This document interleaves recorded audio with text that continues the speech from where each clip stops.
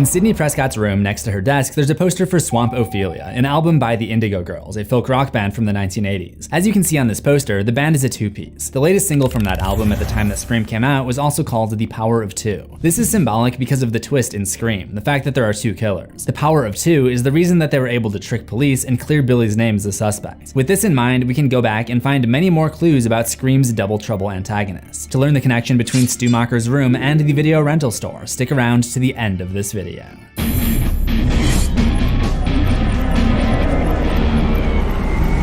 Everybody knows that Scream is a satire, a horror movie that makes a commentary about horror movies. But I think a lot of people overlook what a satire actually is. So let's take it back to the basic definition. Satire is the use of humor, irony, exaggeration, or ridicule to expose and criticize something. By that definition, satire has always been around, long before Scream and long before movies. Even the slasher genre had already come out with films like Student Bodies or Evil Dead 2. So let's just drop the charade that Scream is some kind of first of its kind movie. But one of the things that makes Scream loved by many is its ability to satirize without turning to comedy, which led to it being a legitimate force in the genre that it was aiming to expose. In fact, Scream was so successful and so many tried to imitate it that its acute self-awareness became the norm for a while. Audiences had seen this happen in television a few years earlier with The Simpsons, the family sitcom which attacked the positive family values of other sitcoms in the era at the time. Wow, it must be expensive to produce all these cartoons. Well, we cut corners. Sometimes to save money, our animators will reuse the same backgrounds over and over and over again. As a result, everybody wanted to make a show with that cutting-edge social commentary like The Simpsons. But The Simpsons was a comedy that made fun of the TV families of the 80s, then surpassed them and became the TV family of the 90s. Scream was able to follow this blueprint, but for horror movies. You can make the argument that Scream is funny, but it's a different kind of funny. It's pretty clear that the intention is not to have you, as they put it in the 90s, ROFL.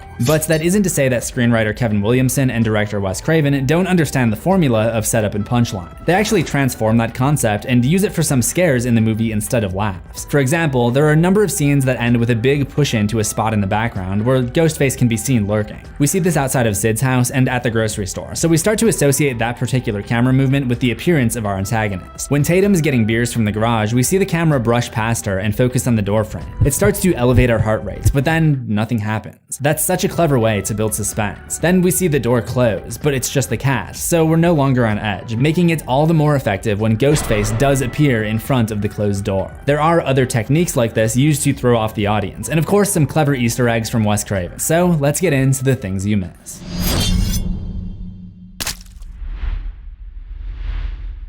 Even the title, Scream, feels like it's poking fun at some of the so simple it could be about anything titles of Alfred Hitchcock's horror movies, like blackmail, murder, sabotage, rope, and of course, Psycho. The beginning of Scream pulls out a trick that was used in Psycho. Psycho came out in 1960, and its biggest star was its female lead, Janet Leigh, who played Marion Crane. She is prominently featured on the poster, so audiences were totally shocked when they killed her off very early on in the movie. Scream's biggest star is Drew Barrymore, who is similarly the face of the marketing campaign, so many people were shocked to see her brutally disemboweled in the opening scene. There's kind of a lineage that exists connecting the most prominent slasher movie of each generation. When I covered Halloween here on Things You Missed, I spent a lot of time talking about how it was inspired by Psycho. Now, the torch is being passed down yet again to Scream. We can see this in the name Loomis. Psycho had Samuel Loomis, Halloween had Dr. Sam Loomis, and Scream had Billy Loomis, who, after revealing he's one of the killers, drops a quote from Psycho. We all go a little mad sometimes. Billy is also most likely the one on the phone at the beginning who asked Casey to guess his favorite horror movie. Nightmare on Elm Street. I like that movie. It was scary. Well, the first one was, but the rest sucked. I was about to get up here and say that this was a joke by director Wes Craven, who also directed the first Nightmare on Elm Street, but not the 5 sequels that would follow. But apparently that was in the script before it was ever decided that Craven would be the director. I kind of wanted to take that out, you know.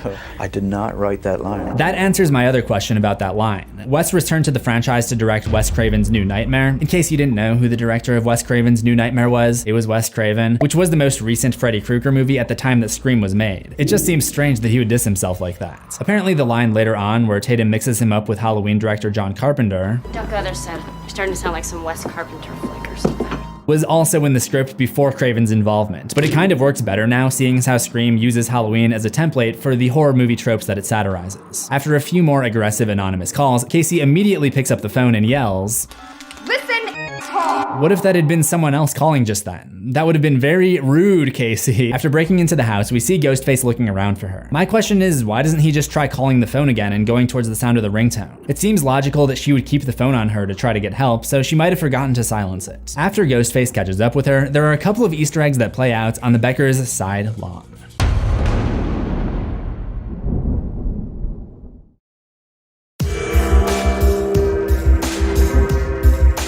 As I mentioned, Halloween is the main template that Scream uses for its satire. It's the movie that Casey's planning to watch in the opening, and it's the movie that crushes Stu's head in the finale. There's another Halloween connection after Casey manages to get outside and see her parents going back into the house. Despite the title of this movie, she is unable to find her Scream and get her parents' attention. In Halloween 2, we see the same phenomenon take place as Laurie Strode tries to yell for help outside of the Haddonfield Hospital. Then there's yet another Halloween reference just moments later. Get in the car. Drive down to the Mackenzies.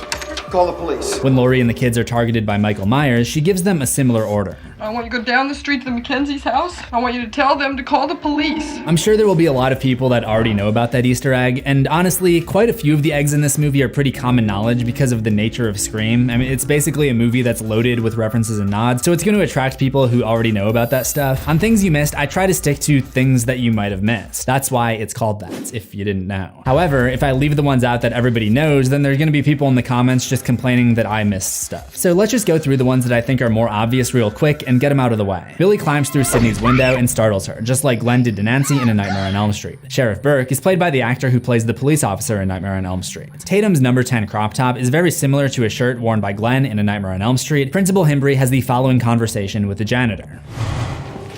Damn little shits. What'd you call me? Huh? Not your friend. That's director Wes Craven cameoing as Fred, which is short for Freddy, because he's dressed up like Freddy Krueger from A Nightmare on Elm Street. Frederick! Freddy! When Ghostface pins down Sydney, he cocks his head just like Michael Myers, and the movie makes a point to show that scene during Stu's party. Sydney refers to the town of Woodsboro under curfew as the town that dreaded sundown, and Randy, who yells at the TV to warn Jamie Lee Curtis about the threat behind her, also has a threat behind him. Jamie, look behind you. Look behind you. The actor that plays Randy is named Jamie, and he's being watched in a similar manner by Kenny, the news camera guy. And speaking of people named Jamie, Sydney at one point escapes from the attic onto the roof like Jamie from Halloween 4. I think those are all the more well-known Easter eggs, so let's get into the fun stuff, the less obvious ones. When Billy sneaks into Sid's room, he tells her he was watching The Exorcist on TV, with all the good parts cut out, and it makes him think of their relationship. From this point, they continue to reference back to this idea that their relationship is like a movie. After Sid's close call with Ghostface, a reporter asks her, So how does it feel to be almost brutally butchered? Now leave her alone. People want to know. They have a right to know. and this is a cameo by Linda Blair. She played Regan in The Exorcist 23 years ago. If you're listening closely during the Sydney and Billy scene, you'll notice that there's a song playing in the background. It's an acoustic cover of Don't Fear the Reaper by Blue Oyster Cult, a song that I like, but I'm starting to get a little tired of hearing in movies and TV. But I'll save that rant for a future video, because here there might be a good reason for it. It's the same song that Laurie Strode and Annie Brackett listened to in the car in Halloween. And as I've said many times already, Halloween is the template that Scream builds off of. There could also be a second meaning here. The Ghostface costume is essentially a depiction of a Grim Reaper. The name of the costume itself in universe is Father Death. The next day, the school is buzzing with rumors and news crews trying to capitalize on the story. We first see one of our main characters, Gail Weathers, in the background of an establishing shot. Even though we don't end up going towards her here, the neon green outfit in a sea of dull wardrobe colors draws the eye and lets us know that she's important. It's like in a video game where it'll only let you target characters that you can actually talk to. That's good filmmaking. It's also kind of a preview of how the movie ends, but Gail has a bloody lip and a red dress. During school that day, each student is called into the office for interrogation. There's a chart on the wall that details which teachers are in which classrooms each period. Most of the teachers' names are crew reference Easter eggs. Almost all of these people refer to people in the art department who would have been responsible for putting these decorations on set. They include carpenter Art Williams, local lead person Kenny Montante, additional set decorator Deborah Eckerd, lead man Richard Lambert, set dresser Josh Elliott, art department coordinator Charlene Barr, art director David Lubin, driver Ben Davis, and set decorator Michelle Pulick, probably a very unfortunate name to have grown up with. We actually see Michelle put her name into the movie a couple of times. In the hallway, there's a poster advertising Michelle Palak for president, a deliberate misspelling of her name. In the bathroom, there's some graffiti that says Michelle plus Bob forever, using the same unconventional spelling as the set decorator. Because of her situation with her mom being killed a year prior, the media attention is very familiar for Sid. You know, the police and reporters and everything, it's like deja vu all over again. That's a redundant statement. That would be like saying I went on a side tangent, or if I commented on Scream's acute self-awareness. One of the things that Scream does to try to stay interesting is play with our expectations. Pay attention to the music sting that happens when Sidney opens the closet door.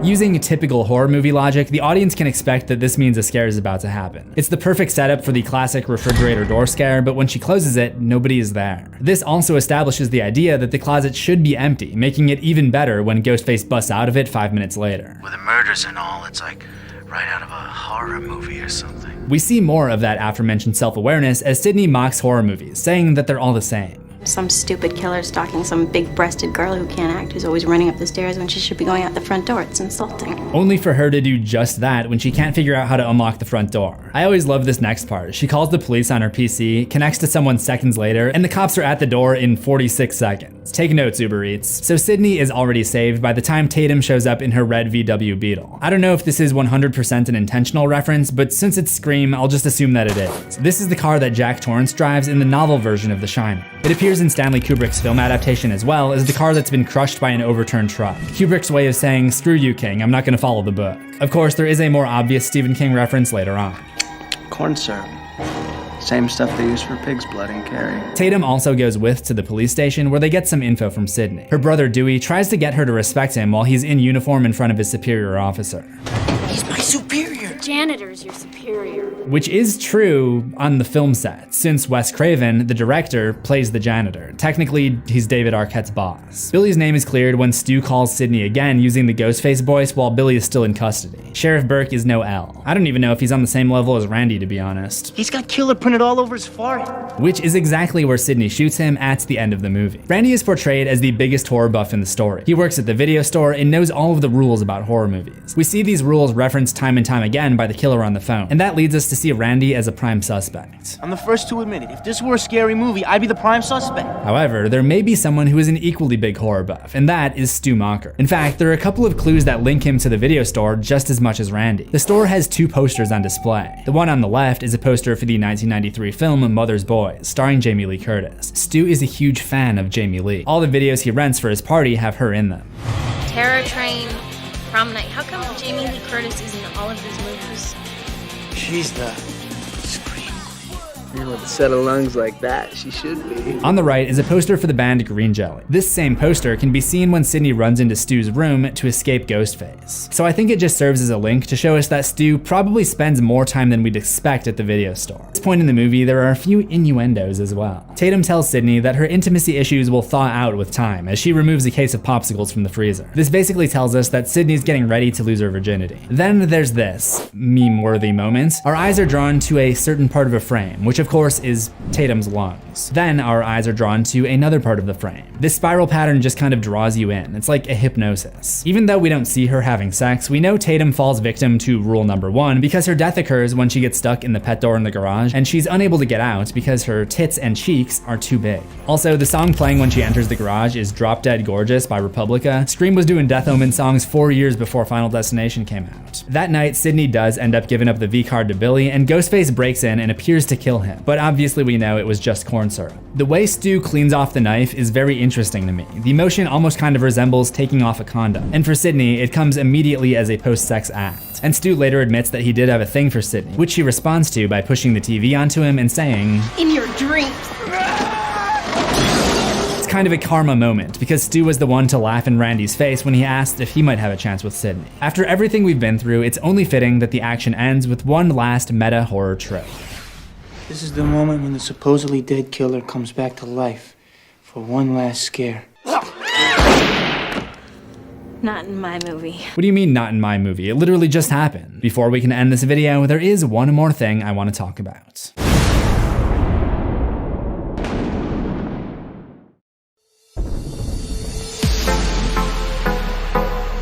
The big surprise in Scream that, again, like the camera work and writing choices that I brought up in this video, uses our horror genre expectations against us, is the fact that there are 2 killers instead of the usual 1 that we get in most slasher movies. The clues were there all along. In the Casey Becker scene, one Ghostface breaks into the house and runs straight to the front door. We don't know why at the time, but it was to let his accomplice inside. You can actually spot that the door is now open when Casey's parents get home. At the fountain, Stu explains to Sidney how you got someone, and Billy makes eye contact with him and says, "Hey, it's called tact, you f***rag." We assume that he's standing up for his girlfriend, but he might actually be trying to shut Stu up before he says too much and gives them away. This might be obvious, but Sidney first suspects Billy when she sees the cell phone fall out of his pocket. If he has a cell phone, why does he need to come sneak through the window to talk to her? Then there are multiple instances of Billy just acting sus, like when Sidney admits that she doesn't think that he's guilty, and he keeps trying to convince her. You still think it's me? No, I don't. It's just somebody was there. Hey, Christy, wait Billy, up! someone tried to kill me. I know. The cops said I scared him away.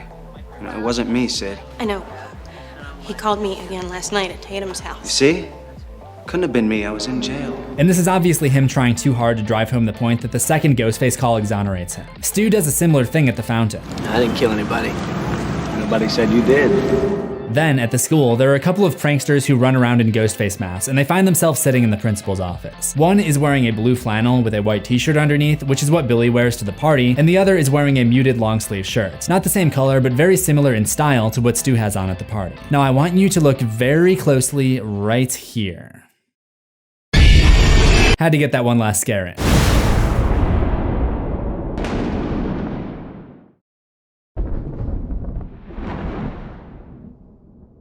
Throughout Scream 2, we see a few glimpses of the movie Stab, which is essentially the in-universe version of Scream 1. Each character's Stab counterpart is played by a known actor from our world. And in the case of Sydney, that actress is Tori Spelling, which is playing off a joke from the original Scream. Hey Sid, just think, if they make a movie about you, who's gonna play you? I see you as a young Meg Ryan myself. Thanks, Dewey. With my luck, they'd cast Tori Spelling. At one point, it's suggested that the new killer is trying to make an in-real-life sequel to the happenings in Woodsboro from the year before. And Scream 2 consequently features many scenes that call back to the original. To learn the meaning behind this graffiti, stick around to the end of this video. And I'll be back when you guys start talking about something a little more saved by the belly. Welcome to Things You Missed. I am Zach Morris. As discussed in the last episode, Scream 1 was a satire on horror movies, so naturally, Scream 2 satirizes sequels. In fact, it openly acknowledges that they're usually inferior to the original. So what's the deal here? Did they intentionally make Scream 2 an inferior movie? In the movie premiere scene, Maureen gets flack from her fellow moviegoers when she loudly encourages the character on screen to use some common sense. Scream 2 features previously intelligent characters doing things that make you want to scream at the television, like splitting up with a killer in the vicinity, backing up against a window, and going back to unmask someone when you should just run. The way I see it, someone's out to make a sequel. You know, cash in on all the movie murder hoopla. Says Randy, as he enjoys his product placement. Let's get into the things you missed.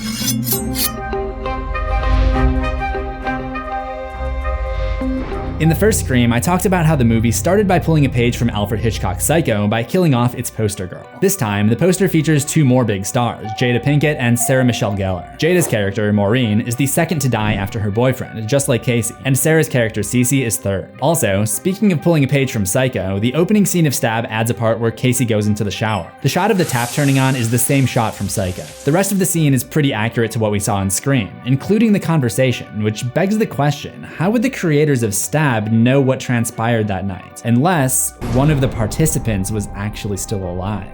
Scream 1 used Halloween as a template, a movie that everybody knows and can understand how it's being satirized. But Scream 2 doesn't really offer an equivalent. However, Stab acts as an in-universe stand-in for Scream 1, and we've seen something similar in the Halloween franchise. In Halloween 3, we see that the original Halloween is just a movie in that universe. Halloween 3 is also a famously panned sequel, but other than that, there aren't really any similarities. Scream had become famous, and there were already movies in production trying to imitate it, so the challenge was for Scream 2 to try to be the best imitator. While the first Scream made its gimmick apparent by having the killers quiz Casey on scary movies while being in a scary movie, Scream 2 tells us that these horror movie fans are about to be in a movie of their own by using screen direction. Stab Casey is seen running to the left towards a door, and then we cut to Phil going through a door himself. This link is the director's way of telling us that he's about to be a victim too. We hear the song Red Right Hand by Nick Cave and the Bad Seeds twice in this movie. In the first one, it played during the curfew lockup montage, and in 2, we hear it right as Stab is beginning and as the Delta Lambda Zeta party disperses. Perhaps another link to tell us that the movie is leaking into reality.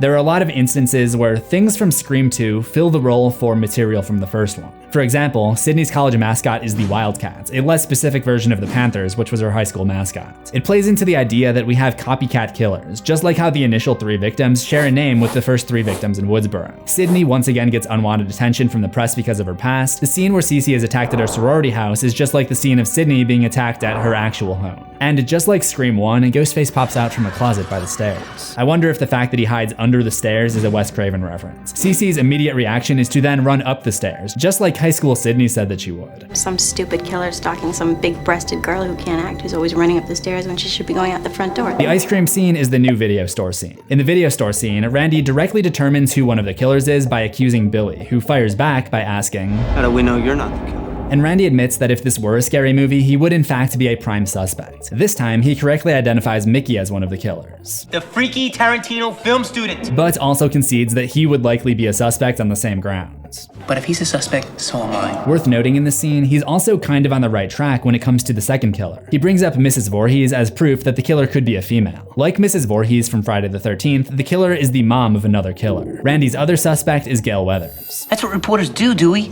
They stage the news. He's got the right idea, but he's got the wrong reporter. History repeats itself later in the movie when Gail and Dewey team up, and Gail makes an important discovery while they're hooking up. In the original, it's Neil Prescott's car, and in the sequel, it's Mickey's tapes. The killer is once again behind Randy. Look behind you. Dewey gets stabbed in the back again. Gail blocks the door to the recording studio so that Ghostface can only reach in and flail. It's like Sydney in her room. Mickey reveals himself as the killer using a familiar line. Surprise, Sydney. Just like Stu did during the last 20 minutes of Scream. Surprise, Sydney. At the end, Sydney buries one into Mrs. Loomis's forehead, just like she had with her son, and it all ends with Cotton foreshadowing the next stab film. I'll tell you one thing, it'll make a hell of a movie. But there is one Easter egg that even I wouldn't have found if not for this retrospective documentary.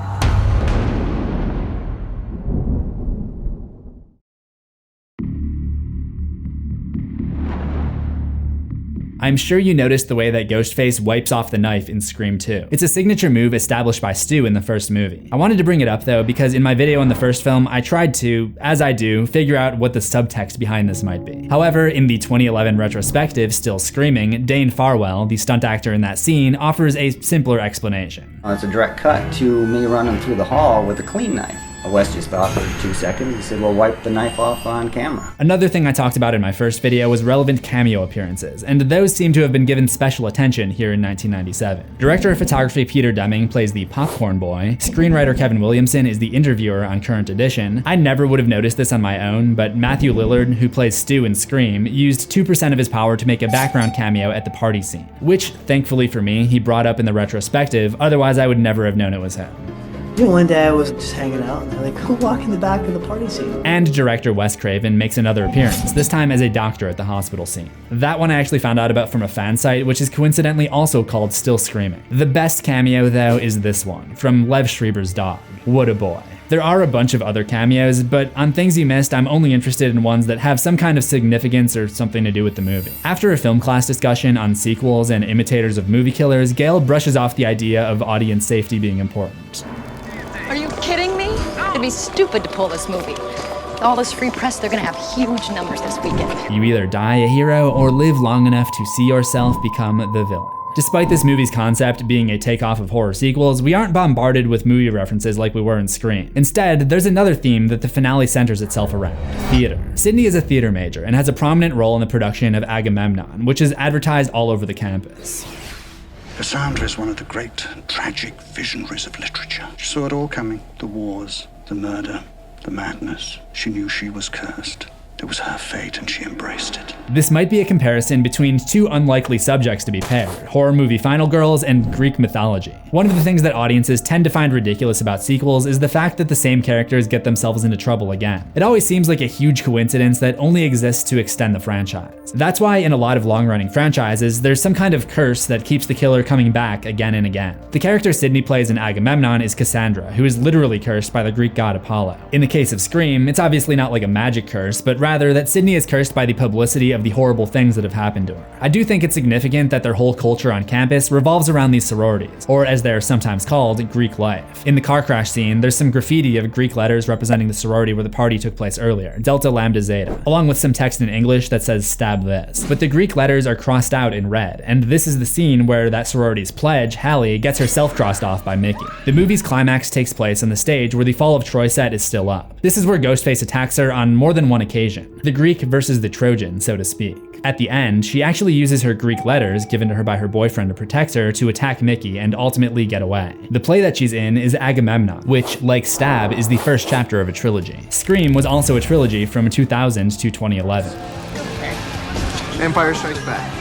It's a better story, improved effects. Not a sequel, part of a trilogy completely planned. In Scream, I think I pointed out like 20 different Nightmare on Elm Street references, but Scream 2 seems to have just one. When Cotton is arrested by Sydney's bodyguards in the library, we see a book called Our Dreaming Mind, which deals with the science of sleep and dreams, much like how Nancy visits a sleep disorder clinic to try to fix her Freddy Freeman problem. To try to fix her Freddy Krueger problem. For a minute, I also thought this was Freddy's iconic sweater in Sid's dorm room, but when I actually compared the two, I realized that they're not the same. I had the same thing happen in Sid's room when I analyzed the first Scream. I thought this was Chucky's sweater, but eventually realized that the colors don't match. Scream 2 has a girl that looks kind of like Chucky, but again, the colors don't match. As I did for the first movie, I want to wrap up by talking about some of the evidence about who the killers are, some of which you may have missed.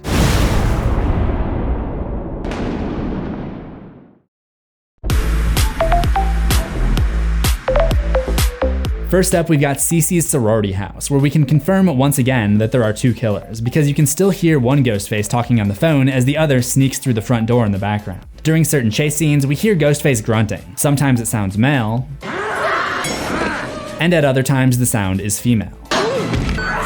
But when speaking on the phone, we can't make this determination because of the voice changer. When Sydney gets a Ghostface call from Deborah Salt, aka Mrs. Loomis at the sorority house, she hears this. Hello, Sydney.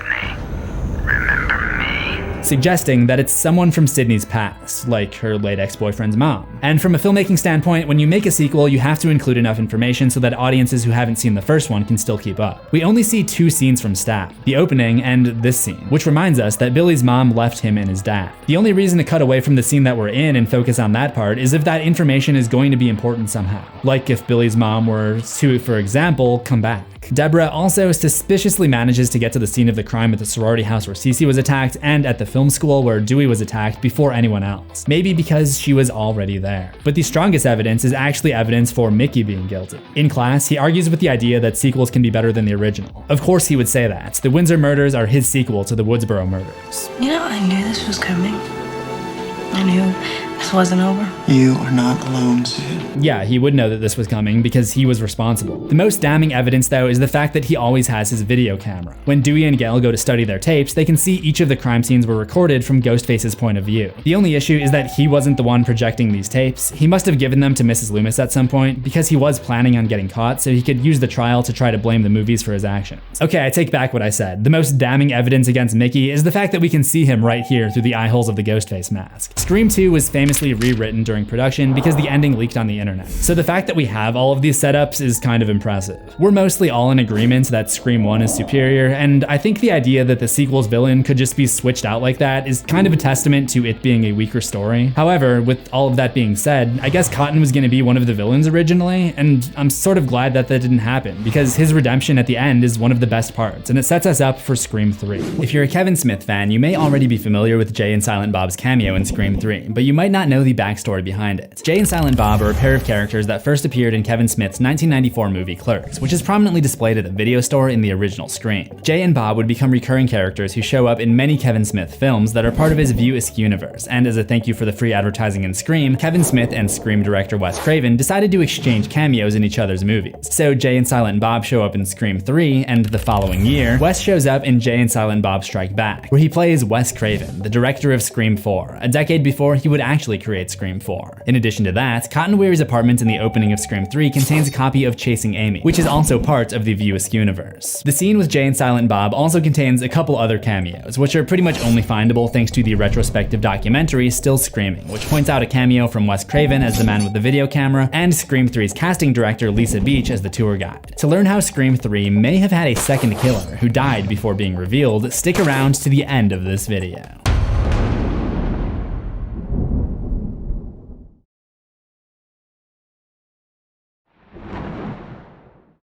In Scream, movies don't create psychos, movies make psychos more creative. In Scream 2, movies are a scapegoat for someone who is planning to be a killer. Scream 3 reverses this and has the killer make the movie, creating his own lore every step of the way. Welcome to Things You Missed. Wanting to capitalize on the hype train created by Scream 1 and 2, producers decided to go ahead without screenwriter Kevin Williamson by replacing him with Aaron Kruger. Really? The creator of A Nightmare on Elm Street is working with a guy named Kruger? Stage name. You should talk, Judy Jurgenstern. Sidney Prescott has become a crisis hotline counselor, and she also takes on a stage name of sorts, going by Laura to her callers. She's unknowingly following in the footsteps of her mother, who used the name Marina Reynolds while working in Hollywood. There's a running theme of pseudonyms in Scream 3. Most of our main characters are the actors who are just as likely to respond to their character names as their actual names, to the point that it becomes kind of a joke.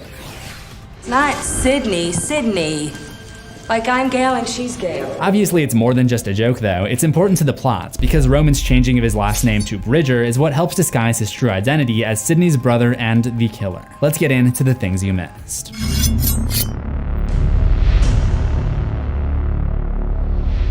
As with Screams 1 and 2, the opening shows the slaying of a couple, only this time we recognize one of the victims. It's Cotton Weary and his girlfriend. Cotton is complaining that he's only given a small cameo in Stab 3, which is basically his experience in Scream 3. Despite being a big part of the second movie, they kill him off right away in this one. One of the criticisms of turning Scream into a franchise was that it would become the very thing that the original Scream was satirizing, and we see this, intentionally or not intentionally, in Scream 3's opening. In the last film, Stab 1 attempted to recreate the opening of Scream, the death of Casey Becker, but certain things are embellished for Hollywood, like how they add a shower scene, which seems to have no purpose other than showing a little skin. So Scream 3's opening literally does that in the form of Cotton's girlfriend getting out of the shower. There's even a shot of Christine's towel dropping by her feet, very similar to Casey's bathrobe in Stab. The whole shower thing's been done. Vertigo, hello? It's not Vertigo, it's Psycho, as we have discussed many times on this show. Then, Christine even channels her inner Casey Becker herself when she kicks Ghostface to get away. Scream 2's opening was all about the Stab movie premiere, so there's a slight nod to that as well. When Cotton is frantically driving home, he nearly hits a bus with a Stab 2 advertisement on the back. This next one might not be a reference, this might just be Cotton being entirely focused on saving his girlfriend, but he leaves his car door open as he goes inside, much like Bob Sims in Halloween, who is probably also focused on one thing entirely. As you know if you've seen Scream, Halloween is basically considered the big one, and it's referenced all the time. But not that much in Scream 3, although there is one part where Sidney hears her mother's voice telling her that she'll protect her from the boogeyman. The boogeyman is a pseudonym for Michael Myers in the Halloween films. Ghostface tries to pressure Cotton into revealing the location of Sidney Prescott before offing him, and then we see Sidney living a secluded life with her dog. By her door, there's a Fall of Troy poster advertising the play she was in college, Agamemnon. Does that mean she actually went through with being in the play after defeating Mickey and Debbie on its stage? That's dedication. She also continues to wear the Greek letters given to her by her boyfriend when the murders were happening in the last movie. Can you really blame her? He was the best guy she ever dated. The next character we meet is Gail Weathers, who's giving a speech about being a journalist lady. A woman in the crowd is wearing a number 81 jersey. Not many people know this, but Scream 1996 was not the first, or last, slasher movie to be called Scream. The original was a 1981 film. I have not seen it, but according to the Letterboxd rating, it is not very good. This scene also has the best extra. This lady is just really into Gail's speech. This speech is part of a lecture series called F.W. Bester Lecture Series, Faces of Journalism, named after the movie's art department coordinator Claudia Bestor. Just like the last two movies, Sidney is at home when she sees bad news on the TV that involves her and her past. As we're first introduced to Sunrise Studio, where most of the movie takes place, we hear the song Red Right Hand by Nick Cave and the Bad Seeds, which by this point is more or less the Scream theme song. This is our 4th time hearing it. And the end credits would be the 5th, although that one is a special Scream 3 version meant to close out the trilogy. Stab 3's subtitle is Return to Woodsboro, and this phrase keeps finding new meaning throughout the movie. It's actually a leftover from Kevin Williamson's original outline for the script that he planned after writing Scream 2, but most of it was not used for what would become Scream 3. We would symbolically return to Woodsboro immediately because they're shooting on the Woodsboro set. Sidney would return to Woodsboro when she's later chased through this set. Later still, the focus of the story is brought back to Woodsboro when we learn new information about the motivations of Billy and Stu. And the movie would end with everybody returning returning to Woodsboro, or at least what appears to be Woodsboro, to join Sydney at her secluded home. But the first scene on the Woodsboro set contains more depth than what meets the eye.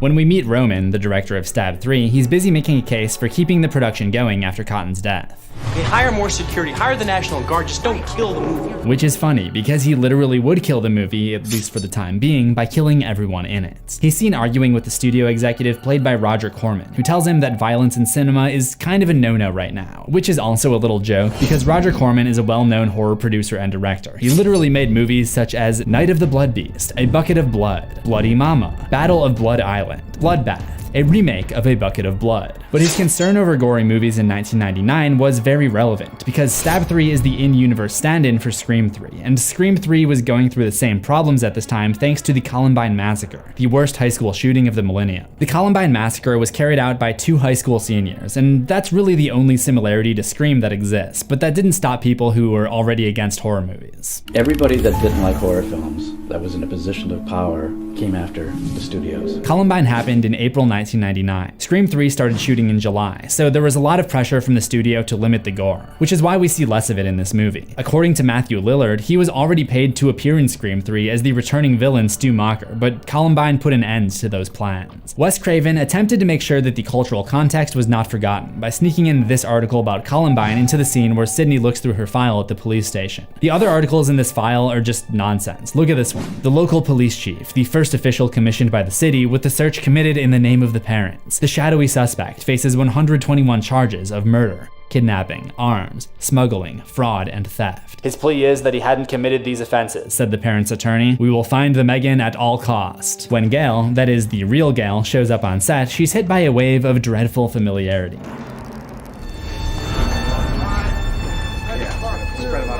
Deja vu, dude. Her misuse of the term deja vu right outside of Sydney's house calls back to Sydney's own misuse of the phrase in Scream 1. The nostalgia does not end there though, because the new Gail, aka Jennifer, is dressed more like the old Gail. But what happens next is not all old and familiar. Gail runs into Dewey, who has become an advisor for the movie. When the two met in Scream 2, Dewey was upset with how Gail portrayed him in her book. Now, Dewey has turned the tables on her, and Gail is upset about how he's portraying her in Stab 3. In my previous Scream analysis videos, I pointed out Wes Craven's Easter eggs to his other major horror franchise, A Nightmare on Elm Street. We don't really get much of that in the third one, but there is a tiny nightmare scene involving Sydney where she sees her dead mother come to the window. If we're being honest though, the reference points a lot more to Salem's Lot than it does towards Freddy Krueger. The next day, Sarah Darling, who plays the character Candy in Stab, has a meeting with Roman at the production office. I'm Candy, the chick who gets killed second. I'm only in 2 scenes. Like Cotton's gripes about his character, the complaint about her screen time could also apply to her role in Scream 3. She's only in 2 scenes. There's also another one-to-one parallel later, where the police mention that there are 3 versions of the Stab 3 script in order to try to keep the ending off the internet. The exact same approach was used for Scream 3. And then there's the romance between Dewey and Gail. This time, rather than art imitating life, life would imitate art. These two got married for realsies right before they started shooting. Anyway, during the line reading, Roman goes off script and then claims there's a new version. It's not just a new script, it's a new movie. What movie? My movie. Although we don't know it yet, she's speaking to the real Roman, and he's telling the truth. By killing the people involved in Stab 3, he's creating the lore for Stab 3. He's creating his movie. Candy is the successor to Tatum in Scream, and her death closely resembles Tatum's. Ghostface chases her into the prop room, where among all of the movie props is a fridge. Remember, Tatum went to the garage to get drinks from the fridge. She's punched through a door where she's left hanging on her stomach, and this is where Ghostface gets her. She dies in the exact same position that Tatum died in the pet flat. While Gail and Dewey are out to lunch to discuss their past relationship, Gail emphasizes the importance of leaving him alone to go on to the sequel to 60 Minutes, claiming that she could have been the next Diane Sawyer. It's a bit of a Scream 2 reference. Diane Sawyer was the journalist that Cotton most wanted to be interviewed by to gain fame. Back on the movie set, we have maybe our most obvious set of crew reference Easter eggs yet on the director's chairs. Yes, they are called that. This one's for Peter Deming, the director of photography. This one belongs to Sheila Waldron, the script supervisor, and there's one for Bruce Allen Miller, the production designer. That evening, the cast gathers for a depressing rap party at Jennifer's house, house, where the killing continues with her security guard, and Roman continues to quote-unquote write his movie by literally sending in script pages telling them what to do via fax. If you don't know what fax is, look it up. The house blows up, taking out Tom, aka the new Dewey, and the old Gale punches the new Gale in the face. This is yet another twist on the Scream tradition of Miss Weathers getting a face full of knuckles in each film. The characters end up at the police station, where they're finally reunited with Sidney. One nice detail at the station is the display of movie posters and books about film. It's like Randy suggested in Scream 1, that the cops should study movies to save time. Speaking of Randy, he makes his return in the form of a post-mortem video message, which he would use to communicate a few new horror movie rules.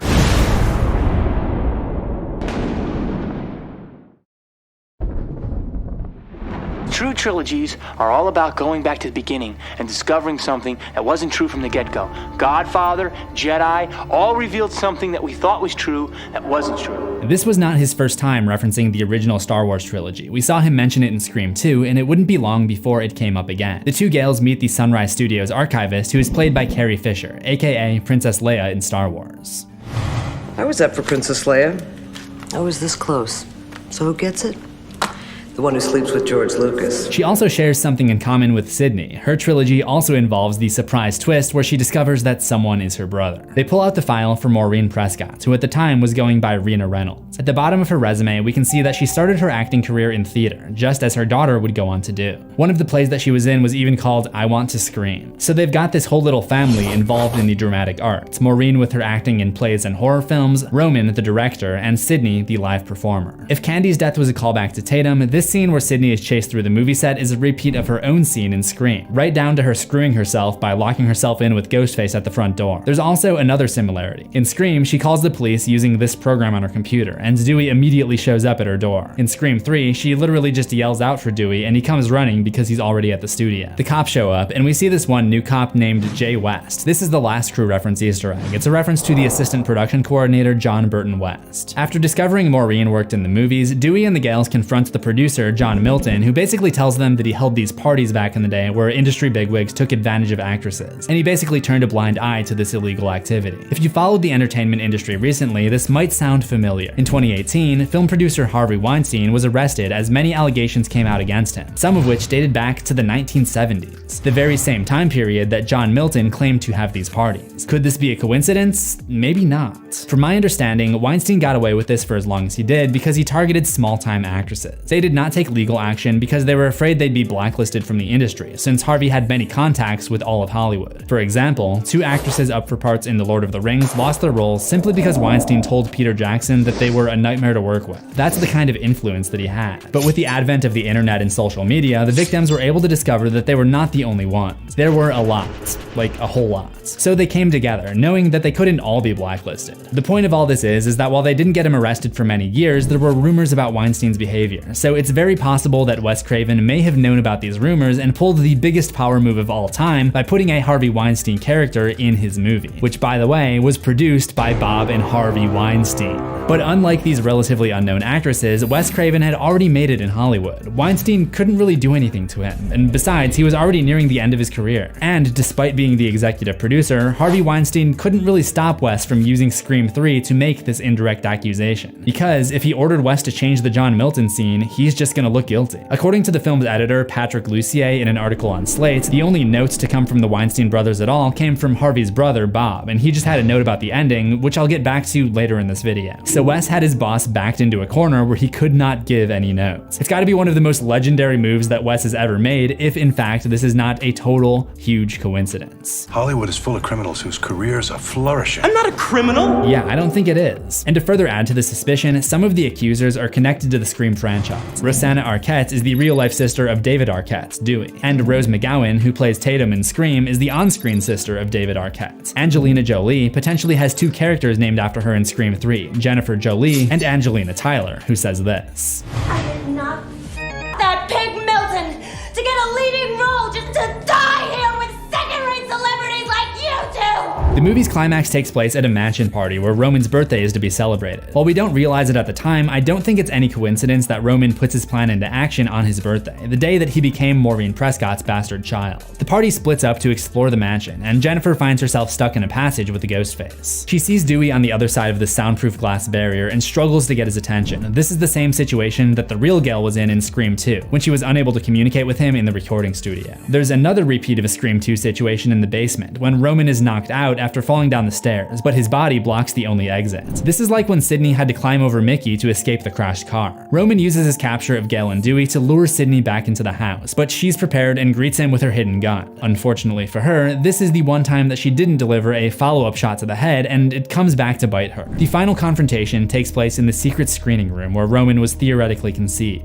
After revealing himself as the killer, there are a couple more parallels to Scream 1, the bringing out of a gagged victim, and Roman cocking his head just like Ghostface when he first pinned down Sidney at her dad's house. After he is defeated, we're treated to an epilogue. We see Sidney essentially let her guard down for the first time since that fateful phone call a few years ago. Then we see Detective Kincaid, the cop from LA who apparently came back with her. He's holding a bowl of popcorn and says they're about to start a movie. So the Scream trilogy ends just as it began, with popcorn and a movie. I personally think that this was supposed to be the end of the series. By comparing the last ever Scream scene to the first ever, we see the changed state of the world before and after the defeat of Roman, the driving force behind all of the bad things that happened to Sidney in the 1990s. However, having only one killer doesn't follow the Scream franchise formula, and there could be one more villain from the production of Stab 3 who is yet to be taken care of.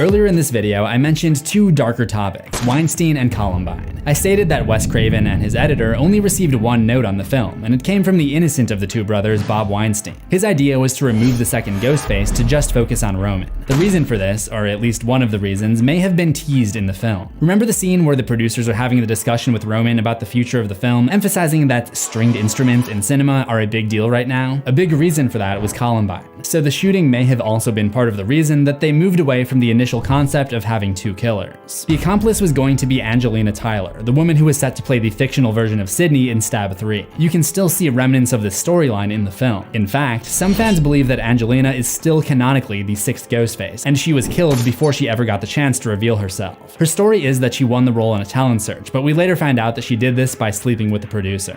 You gotta be praying this movie keeps going. Of course I am, but not at the expense of people's lives. You either die a hero or live. There are three main sequences that make Angelina look guilty. The first is shortly after Jennifer's house explodes. She briefly disappears and comes down the hill well after everyone else, almost like she knew where to jump to avoid taking fall damage. This allows her to completely miss the altercation with Roman. Dewey asks her about her whereabouts, but she never actually answers the question. God, Tom was in the house!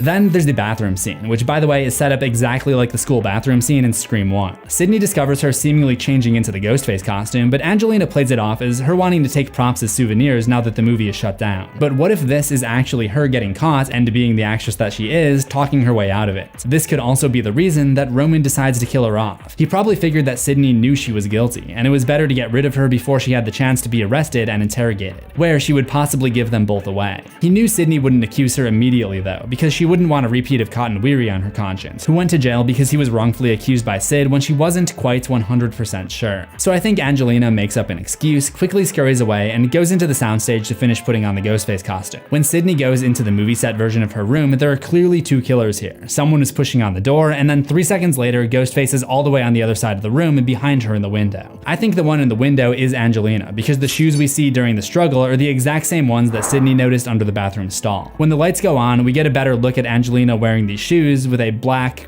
skirt. I don't know the terminology for this piece of clothing, but the loose black fabric could easily help her blend into the Ghostface cloak. And the third sequence where she looks guilty is Roman's birthday party. Sure, they appear to be using the buddy system for safety, but Roman and Angelina are each one-on-one with a victim. Dewey and Gale also poke around and find a Ghostface mask, cell phone, and voice changer in a closet. But these are not Roman's, because he clearly has his own. I can understand having a backup costume, but why have a second voice changer? Angelina was supposed to be with Tyson, but she disappears, and Roman fakes his death just like Billy did. In hindsight, he's probably the one that taught Billy how to make that Hollywood-level corn syrup mixture. During the big reveal, Roman even suggested he gave Billy pointers on being a killer, such as having a partner to sell out once you got caught. This means that Roman probably also had a disposable partner. When we last see Angelina, Angelina, she's frantically trying to leave the house. Could it be that at this point she knows that Roman is done with her and she's now just fearing for her life? Or is this part of the act? We don't actually see her die, she just gets stabbed in the shoulder and dragged out of view. It's awfully inconclusive for a Scream character to go out like this. Maybe Scream 7 will feature Stu and Angelina as Ghostface killers. Personally, I don't think there's a ton of evidence to suggest that she's alive, though it's definitely a small possibility. But I am of the belief that she was Roman's accomplice, and there's a ton of evidence to support that. Let me know your thoughts on Angelina in the comments. Scream 3 was marketed as the last Scream, the final act, the very end.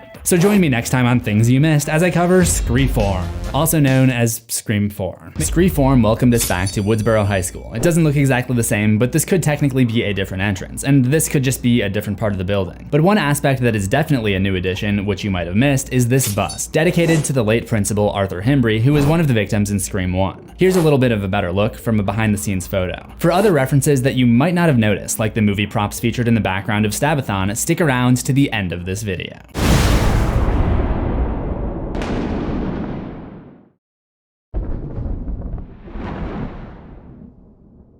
Welcome to Things You Missed. I am Don't Look at My Tits, I Have a Mind Morris, and if you remember that reference, it probably hasn't been long since you last watched Screeform. And I actually think this is one of the most warranted examples of putting a number in the title in place of a letter. In a movie like C7N or 13 Ghosts, there's no real reason for it other than style. But since this movie serves as a satire of horror movie remakes, most of which have the same title as the original, inserting the number 4 allows you to read it as just Scream, while it's still differentiating that this is the 4th movie, which makes it all the more disappointing that they didn't follow suit with Scream 2022 by calling it 5 Cream. Let's get into the things you missed.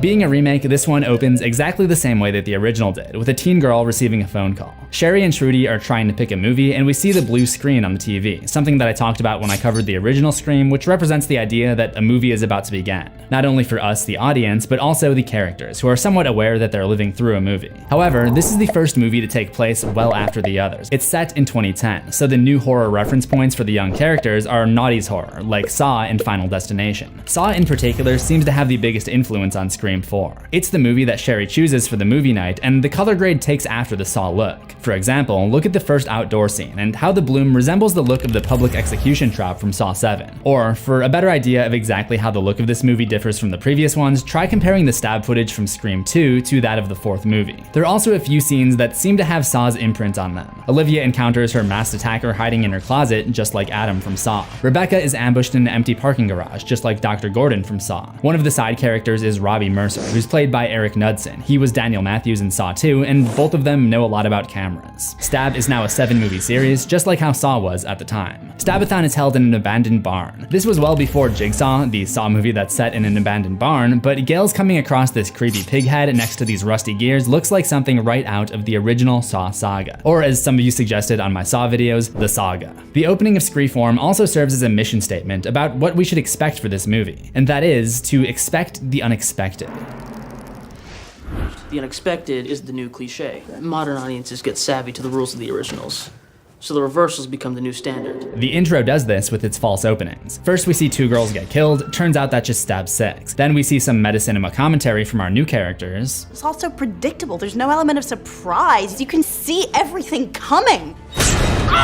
But that just turns out to be Stab 7. So we're seeing firsthand how the filmmakers are now actively trying to do what the audience doesn't expect in the decade since Stab 3. And this, of course, also applies to our movie, Scream 4. Screeform. So after those 2 false intros, we meet our real intro characters, Marnie Cooper and Jenny Randall. Marnie does share a last name with CC Cooper from Scream 2, but they probably aren't related, despite their shared eye and hair color. I'm actually more interested in her first name, Marnie, because it brings to mind the 1964 Alfred Hitchcock film. Being one of the most important figures in the horror genre, Hitchcock has already been the subject of several homages in the Scream franchise, like Billy Loomis sharing a name with Sam Loomis from Psycho, the shower shot from Psycho being in Stab, and one of the actresses in Scream 3 incorrectly identifying it as a reference to Vertigo, among others. In the classroom where Cinema Club is held, you can spot a Vertigo poster. On the chalkboard, there's a lesson about the plot structure of Hitchcock's Rear Window, and Kirby's Room has a Rear Window poster as well. Marnie may not be the only Hitchcock namesake. Sidney has a publicist named Rebecca, which could be an homage to Hitchcock's 1940 film Rebecca. And the police officer Perkins is actually named Anthony Perkins. We hear his partner call him that. Anthony Perkins. Anthony Perkins is the actor who played Norman Bates in Psycho. The rest of the intro sequence features a lot of fun homages to the Scream franchise, like Ghostface trying to tell Jenny to think of him as her director. You're in my movie, you got a fun part, so don't blow it. The last villain literally was the director of Stab 3. Marnie is sent crashing through the glass door a la Steve Orth from Scream. But you're the dumb blonde with the big tits. We'll have some fun with you before you die. And just like Sidney predicted in the first Scream, she makes the mistake of running up the stairs rather than out the front door. She ends up going up to the attic, like Sidney did to escape Ghostface at Stu's house, and then eventually to the garage, where her escape is foiled by the garage door, just like Tatum in Scream. Dewey is woken up by his ringtone.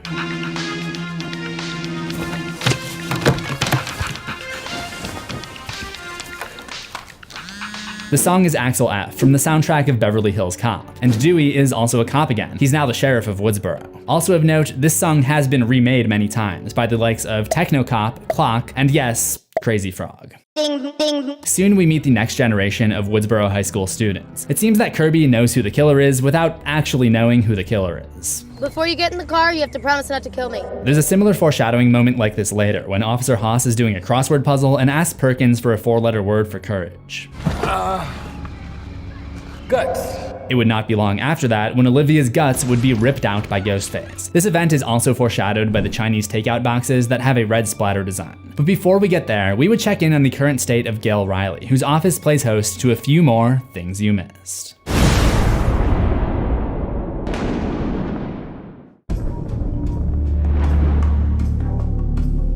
Each new character in the 4th installment of Scream is a spiritual successor to one of the characters from the original Scream, which is why it's a satire of horror movie remakes. Like a remake, you have new actors playing old roles. Jill is the new Sidney Prescott, a high school student thrust into danger due to the attack of her family member. Trevor is Billy Loomis, the boyfriend who becomes a major suspect. Kirby is Randy Meeks, the biggest horror film buff of the friend group and walking knowledge database. Olivia is Tatum Riley, the attractive and popular girl who dies way too early. Charlie is Stu Macher, the easily peer-pressured friend. Robbie Mercer is Kenny, the camera guy. And Rebecca is Gail Weathers, the media. She even makes the comparison between Dewey and Barney Fife, just like Gail did back in Scream 2. Page 32. Deputy Dewey filled the room with his Barney Fife-ish presence.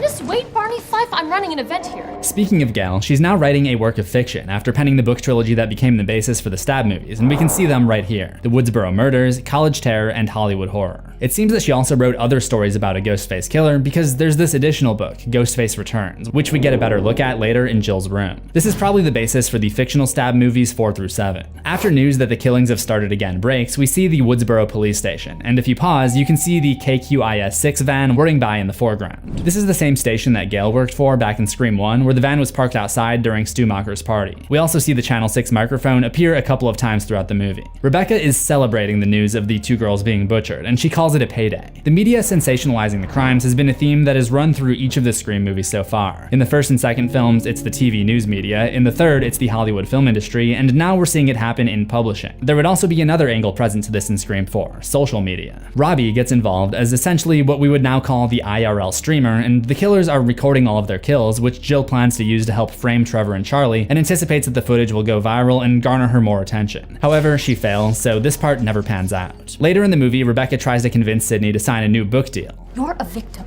for life, so embrace it. And this is another aspect of the social commentary about the media. Rebecca doesn't understand the point of Sidney's book. It's about her journey to no longer be the victim. Jill, on the other hand, is on a journey to become the victim. How do you think people become famous anymore? You don't have to achieve anything. You just gotta have fucked up shit happen to you. She's an extreme example of someone with what we would now call a victim mentality. Like the original Scream social commentary about sensationalizing violence in the news, and Scream 3's commentary about inappropriate relations in Hollywood, Scream's take on victim mentality has only become more relevant over the years as more and more people try to invent a scenario where they're perceived as having been wronged, with the intention of going viral. The "my experience with blank" trope on social media has become as cliche as the slasher movies that Randy idolized in Scream. He had me unfollow all of them, which to me was really weird and I didn't like it. But anyway, when Rebecca meets Gail, Gail tells her that she is Gail Riley now. She's been married to Dewey for 10 years, to which Rebecca is surprised. It always seemed like more of a movie romance than a real one because it was a movie, and in real life you two'd never be. Ooh. In my Scream 3 video, I mentioned that Dewey and Gail's marriage was one of the many plot elements inspired by real life, because David Arquette and Courtney Cox actually got married. Now, they had actually been married for 10 years, and like in the movie, their relationship was in trouble. They separated in real life in 2010, the same year that this movie is set. The trouble in their on-screen marriage is exemplified that evening at the house in a line that also serves as another callback to that Dewey and Gail scene from Scream 2. This time, instead of Dewey quoting a specific page from Gail's book, he's quoting Sidney's book in regards to his marriage. Just when you think things can't get any worse, sometimes they don't. Sometimes they get better.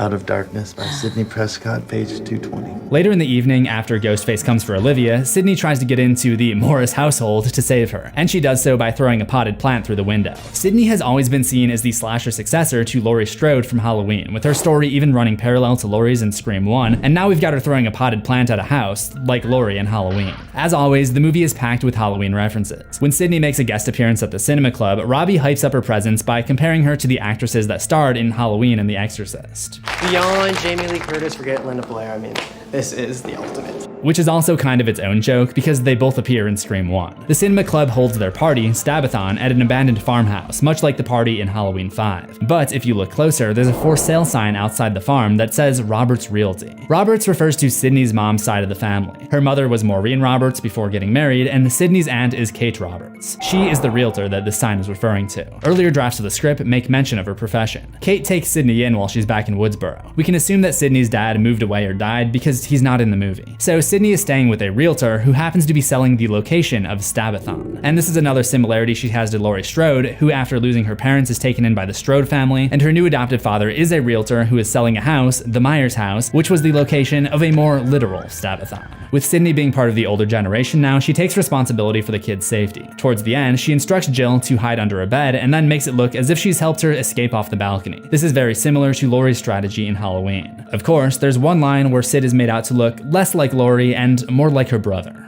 You just won't die, will you? Who are you? Michael f***ing Myers? The last Halloween reference I want to bring up is this poster seen in the classroom where Cinema Club is held. If you've seen Rob Zombie's Halloween 2, you know that it is not a remake of Halloween 2. Rob Zombie's Halloween 1 is a remake of the original Halloween, however, Rob Zombie's Halloween 2 goes off in its own strange direction. I'm guessing this was likely a hint about what the plans were for the Scream franchise. In January 2010, screenwriter Kevin Williamson, who had returned after an absence in Scream 3, stated that he was contracted to make Scream 4 and Scream 5. However, the fourth movie underperformed at the box office, director Wes Craven got brain cancer, and the fifth installment had to be put on the shelf. Save that one for a rainy decade. But as long as we're talking about the meta of Screeform, I've got to mention what is perhaps the most meta thing in the whole franchise.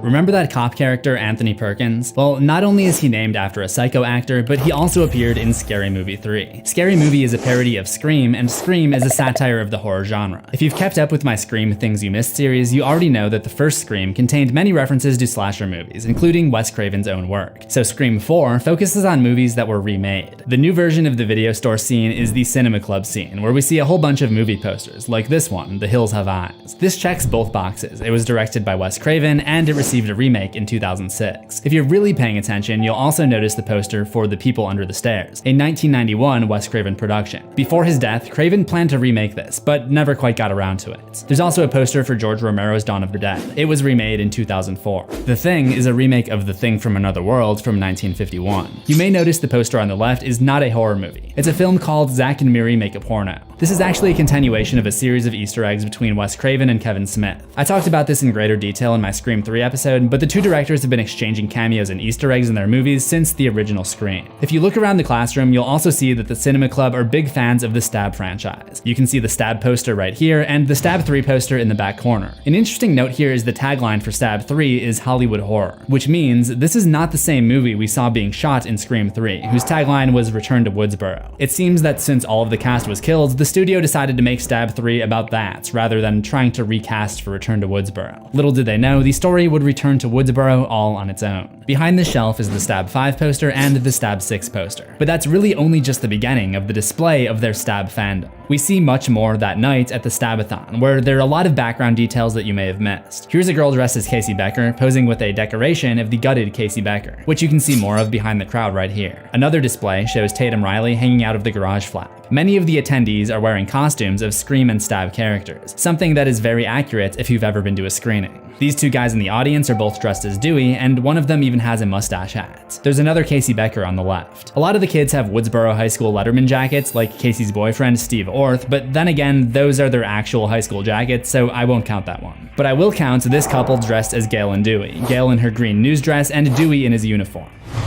This party is all about the Stab movies, come on! How meta can you get? How what can you get? I don't know, I heard them say it. Gail places cameras around the party, much like she did in Scream, so that she can watch from her vehicle. In fact, one of the cameras is right beneath the movie screen, just as the surveillance camera in Scream was placed under Stu's television. Now you're probably wondering, are there differences between the version of Stab that we saw in Scream 2 and what we see here in Scream 4? So I cut both films apart and lined them both up, and the answer is yes, there are a lot of differences. Enough to make a whole video about it, which I plan on doing. But for this video, I'm only going to talk about the ones that are interesting. In Scream 4, we see this card at the beginning, a Robert Rodriguez film. This sort of qualifies as a crew reference Easter egg because Robert Rodriguez was brought in to direct the Stab footage for Scream 2. After lining up all of the cut points, there's an interesting synchronization that occurs, which is that Gail gets stabbed at the same time as Casey in Stab, which in Scream 2 occurs at the same time Maureen was stabbed inside of the movie theater. Just thought that was kind of cool. Before being attacked, Gail holds her camera by her waist, looking behind her, unintentionally recreating the moment from Scream where the characters in the news van see Ghostface sneaking up behind Randy. Behind you, kid! This time, it's Dewey, concerned about Gail. Gail! Gail, behind you! This is more than just a nostalgic callback though. It also sets up a scene later where Robbie puts on his headset backwards. We're expecting Ghostface to appear behind him, so it's more of a surprise when the killer ends up being right in front of him. Just another example of this movie's mission to do the unexpected. That also includes the film's ending. We're led to believe that it'll end at the party, just like the original, but this is what the reboots do. They one-up the original ending. The Woodsboro murders ended at a party. So in the remake, the party's the false ending. New rules. However, this also ends up being a false ending. The true ending takes place at the hospital. Just as there were 2 false openings, there were also 2 false endings. This is something that happens in the Halloween remake. The original ends at the Doyle house, but the remake continues on and ends at the Myers house. There are probably other examples of remakes in the 2000s doing this though. So in this case, we have the quote-unquote remake continuing on past the original. Whereas in the 90s, if you wanted to continue on past the original, you had to watch Scream 2, which contains a scene of a character named Cece watching the movie Nosferatu and getting killed shortly after. For this reason, I find it fitting that Kirby's room displays a Nosferatu poster, but who knows if there's any actual meaning behind this choice. I mean, it's kind of a stretch on my part to make that connection. However, I am convinced that the wardrobe choices were definitely done for a reason. I talked about how each character in Scream represents one of the characters from Scream. However, after the reveal of the killers, all of those roles are reassigned. Jill is now Billy, the mastermind behind the murders. Charlie is still Stu, the accomplice hoping to vent his romantic frustrations with a knife, and Trevor is now Neil Prescott, the tied-up victim who is going to be framed. So it's no mistake that Jill is wearing a blue plaid shirt, just like what Billy wore at the party, and Trevor is wearing this exact outfit that Neil was captured in back in 1996. Other callbacks include Sydney escaping off the roof, Charlie being tied to a chair like Steve Orth, Kirby being quizzed on horror movies like Casey Becker, and of course, this iconic line. Hello, Sydney. Surprised? Surprise, Sydney. Surprise, Sydney. I imagine she's getting tired of hearing that. In my personal opinion, Scream was one of the more satisfying surprises though, which makes all of the clues about the killer's identities all the more impressive.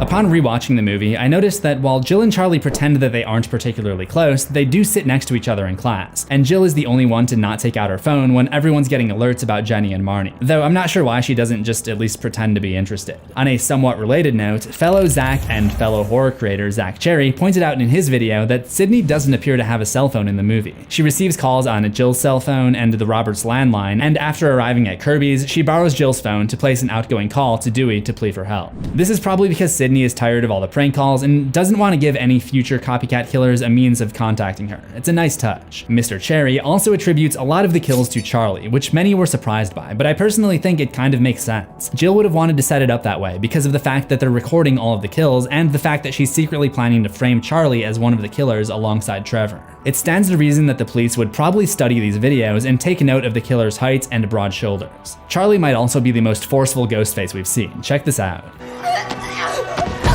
When I analyzed Scream 1, I mentioned that the poster in Stu's room matched a poster displayed in the video store, and that this linked his character to the movie-obsessed killer. A similar tactic is used here. Jill's room is filled with clues. This Farewell Republic poster and this, I don't know, Reverse Griffin are both posters seen hanging at the cinema club. I will mention the possibility that there's actually no meaning behind that. They could have just reused the posters and hoped that nobody would notice. Because this War of the Worlds poster in Jill's room also shows up in her English class, I can't think of any reason they'd want to link Jill to her English classroom. So it's very possible that the art department just ran out of posters and I'm just looking for things that aren't there. But at the very least, we can conclude that Jill is more interested in horror movies and serial killers than she likes to let on. From her American Werewolf in London poster, to her Edgar Allan Poe poster, to her Gail Weathers books on psychology and serial killers, and even her Fall Out Boy poster. This particular one is the cover for their single, I Don't Care, whose chorus matches her MO for the movie. I don't care what you think, as long as it's about me. This might be more happenstance, but this is also off their album Folie à Deux, which is French for madness in pairs, a term that could probably be used to describe each pair of the Ghostface killers. I love this album, and I'd love to talk more about it, but this is not a music analysis channel, so let's get back to Screeform. After Olivia is killed, Charlie comes out of the dark to attack Sydney and Jill, and Jill receives a cut on her forearm, the same spot that Derek got cut in Scream 2. No struggle, he just cut you and ran away? You're lucky he didn't kill you. Yeah, it's awfully convenient. Say what? Nothing. It's just a shame he got away so easily. It's just a shame you got there too late. Of course, Derek ended up not being guilty, so Dewey would probably want to avoid making any similar accusations about Jill.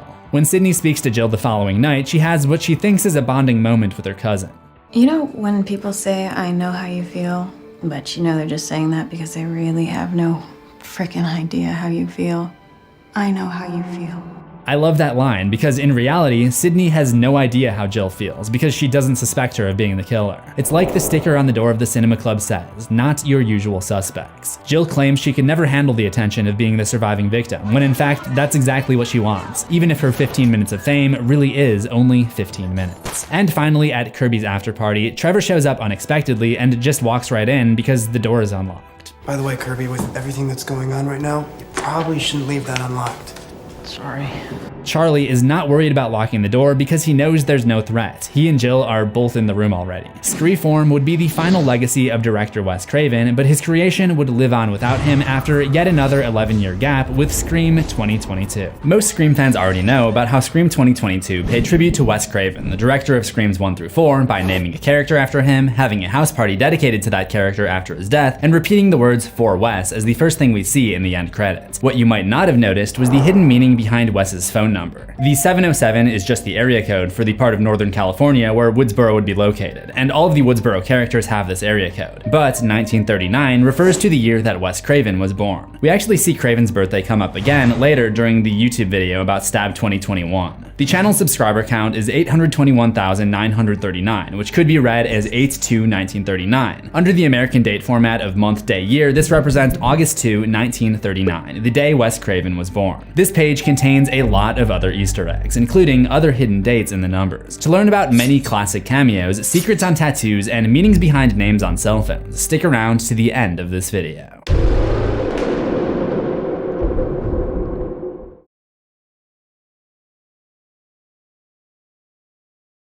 When I heard there was going to be a new Scream movie, I was hoping the franchise would come back to tackle the phenomenon of requels, like Halloween 2018, CZsWorld, and Candyman 2021. Then I started watching Scream 2022 and realized, oh yeah, Screeform already was a requel. Also, I generally don't really like requels. But what I do like about them is that they're basically Easter nests. What do I mean by that? A nest is somewhere where you might find a lot of eggs. In this case, Easter eggs, as in the hidden secrets found in contemporary media. One of my favorite things to analyze on Things You Missed. So let's get into the things you missed.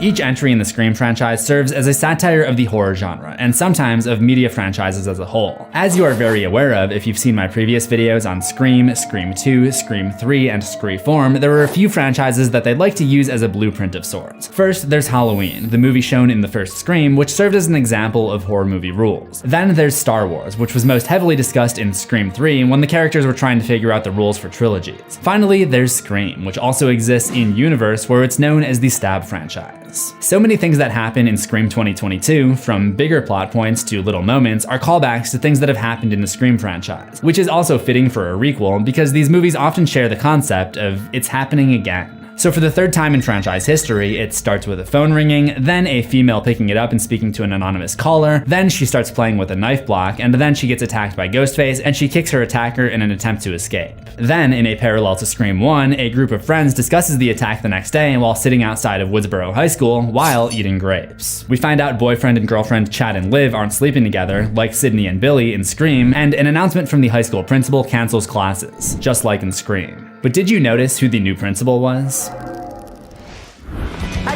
Panthers! A reminder that all classes and school activities are canceled tomorrow due to public safety concerns. According to executive producer Chad Villela in this interview with Bloody Disgusting, that was a voice cameo from Drew Barrymore, who is known for playing Casey Becker in the original Scream. There are many other voice cameos present in the movie. Most of them can be heard during Amber's party. The first comes from Matthew Lillard, who played Stu in Scream. Fitting, considering that this is Stu's old house. Several cameo voices overlap when the guests make a toast to the character Wes. Hey, to Wes! The article states that many people who knew Wes Craven contributed voices for this line, including 3 Scream actors: Henry Winkler, who played Principal Himbry, Adam Brody, who played Officer Haas in Scream, and Hayden Panettiere, who played Kirby. Co-director Tyler Gillette added that Jamie Kennedy, who played Randy in the original Scream trilogy, contributed this line. Somebody's goofy ass dad is kicking us out. Which he actually says right while his character is delivering his lines in Stab, which is playing on the TV, where we can see another cameo. Co-director Matt Bettinelli-Olpin revealed that he plays the on-screen Michael Myers in the movie within the movie within the movie. Maybe we should stop calling it Scream and start calling it Shrek, because this thing has got layers. Speaking of Halloween, there's also a reference to its director. My name is Samantha Carpenter. This is an homage to Halloween director John Carpenter, or possibly Wes Carpenter. Duck the other side. You're starting to sound like some Wes Carpenter flick or something.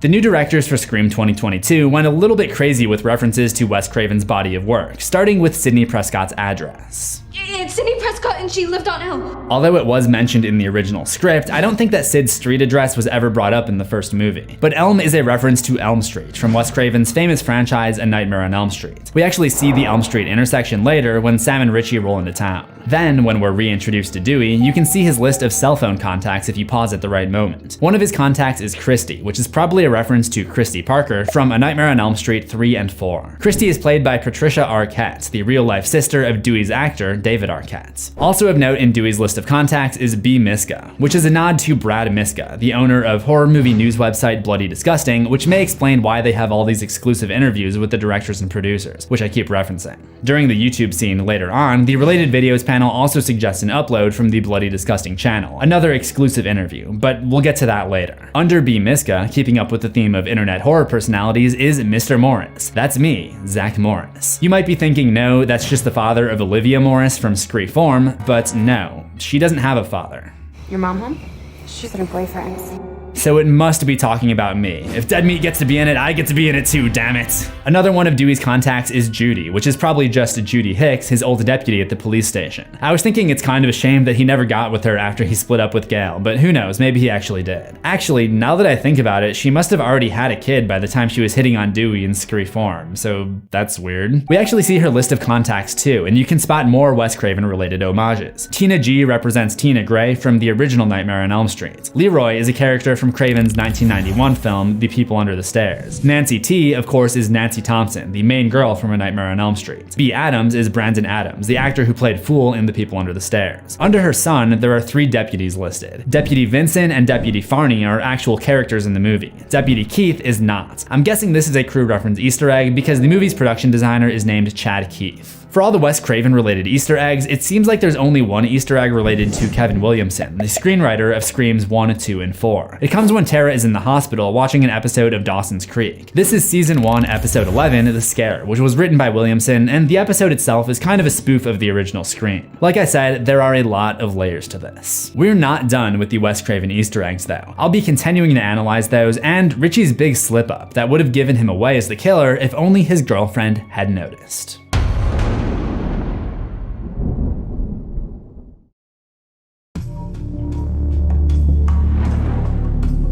Throughout the movie, we see a couple of memorials to past characters. Dewey has a box dedicated to his sister Tatum, and Martha has a home theater dedicated to her brother Randy. On the mantle, there's also a photo of a movie theater marquee with 3 movies playing: A Nightmare on Elm Street, The Hills Have Eyes, and Last House on the Left, all Wes Craven directed films. Sam Carpenter is essentially the new Sidney Prescott in this movie. Much like Sidney's father in the original, we learn Sam's mom is out of town. Both of their mothers are cheaters, both characters have some psychological issues caused by Billy Loomis, Sidney because Billy killed her father, and Sam because Billy is her real father. Throughout the series, I've discussed how Sidney shares similarities with Halloween's protagonist Laurie Strode. Sam takes after her as well. Laurie was a babysitter in the original Halloween, and it turns out that Sam has some experience in childcare as well. These are Chad and Mindy, the twins, and Wes.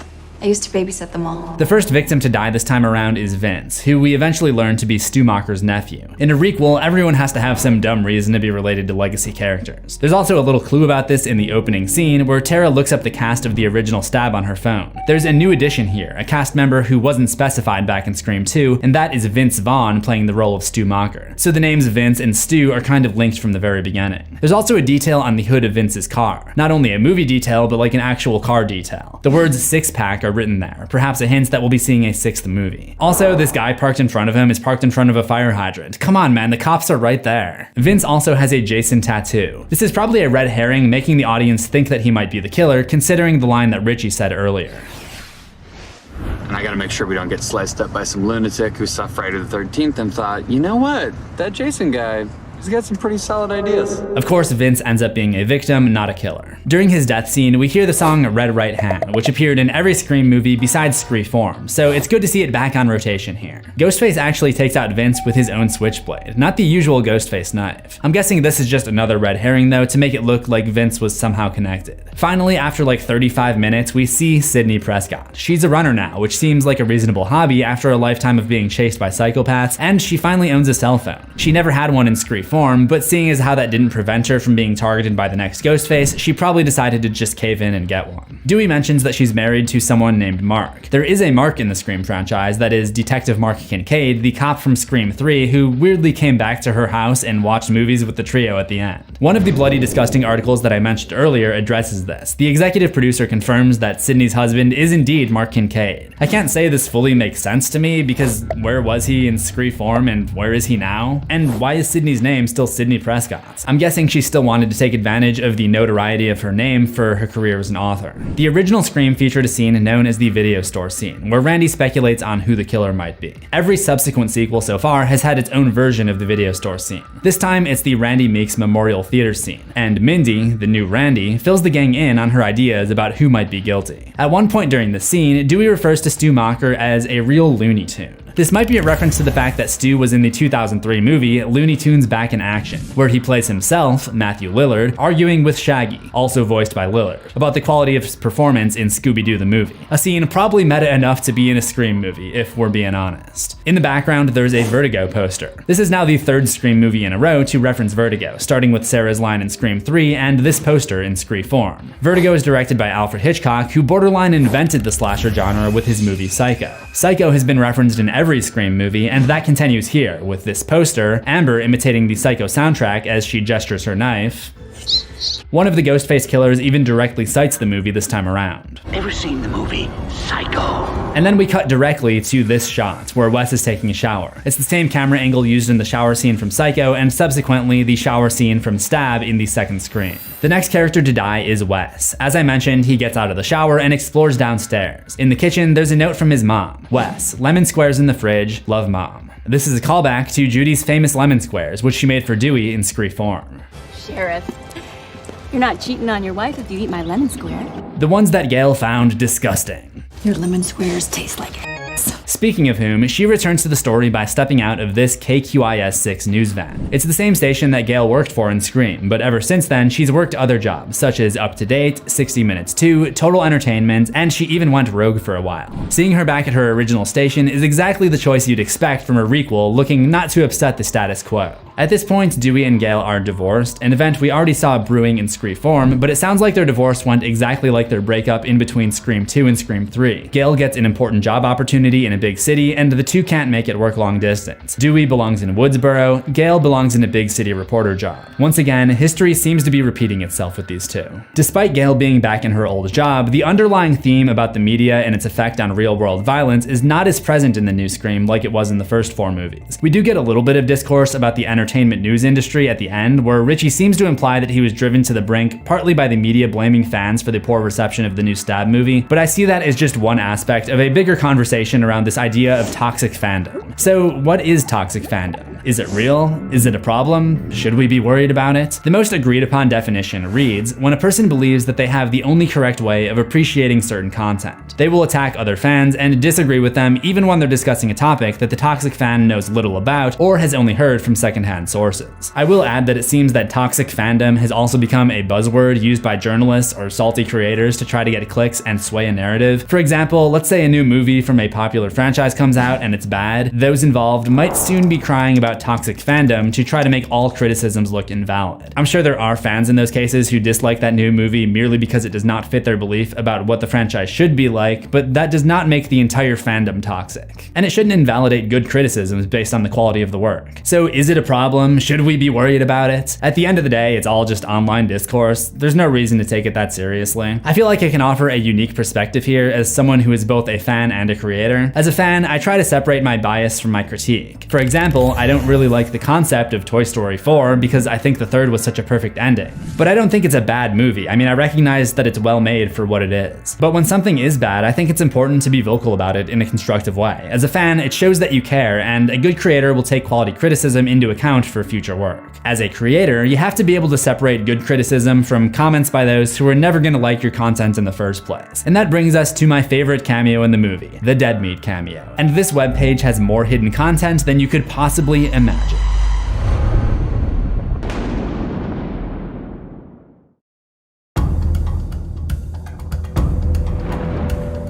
For those unaware, the couple behind the Film Fails channel, which Richie can be seen watching on his laptop, is actually James Ingenious and his wife Chelsea, the hosts of YouTube's biggest horror movie channel, Dead Meat, who we can actually see a real upload from in the recommended bar on the right. It struck me as strange that they would use a made-up brand for their channel, because this is a Scream movie. All the movies and shows referenced tend to be real movies and shows from our world, the only exception being Stab, which is a stand-in for a real franchise, the Scream franchise. I figured I might as well go straight to the source on this one because I can, so I asked James why that might be. This is what he had to say. Mostly because we're being a-holes in it. It's a parody of more toxic YouTube channels that cover movies. It's not meant to be us or Dead Meat. And I think that's a great answer because it fits right in with what I was saying earlier about toxic fandom. These Film Fails characters aren't really saying anything constructive about the movie. They're basically just pouting that it's not the Stab that they know and are comfortable with. And when I think more about it, there is actually precedent for this. Sunrise Studios doesn't exist. It was just a parody of a predatory movie studio. KQIS6 doesn't exist either. It's a parody of bloodthirsty journalism.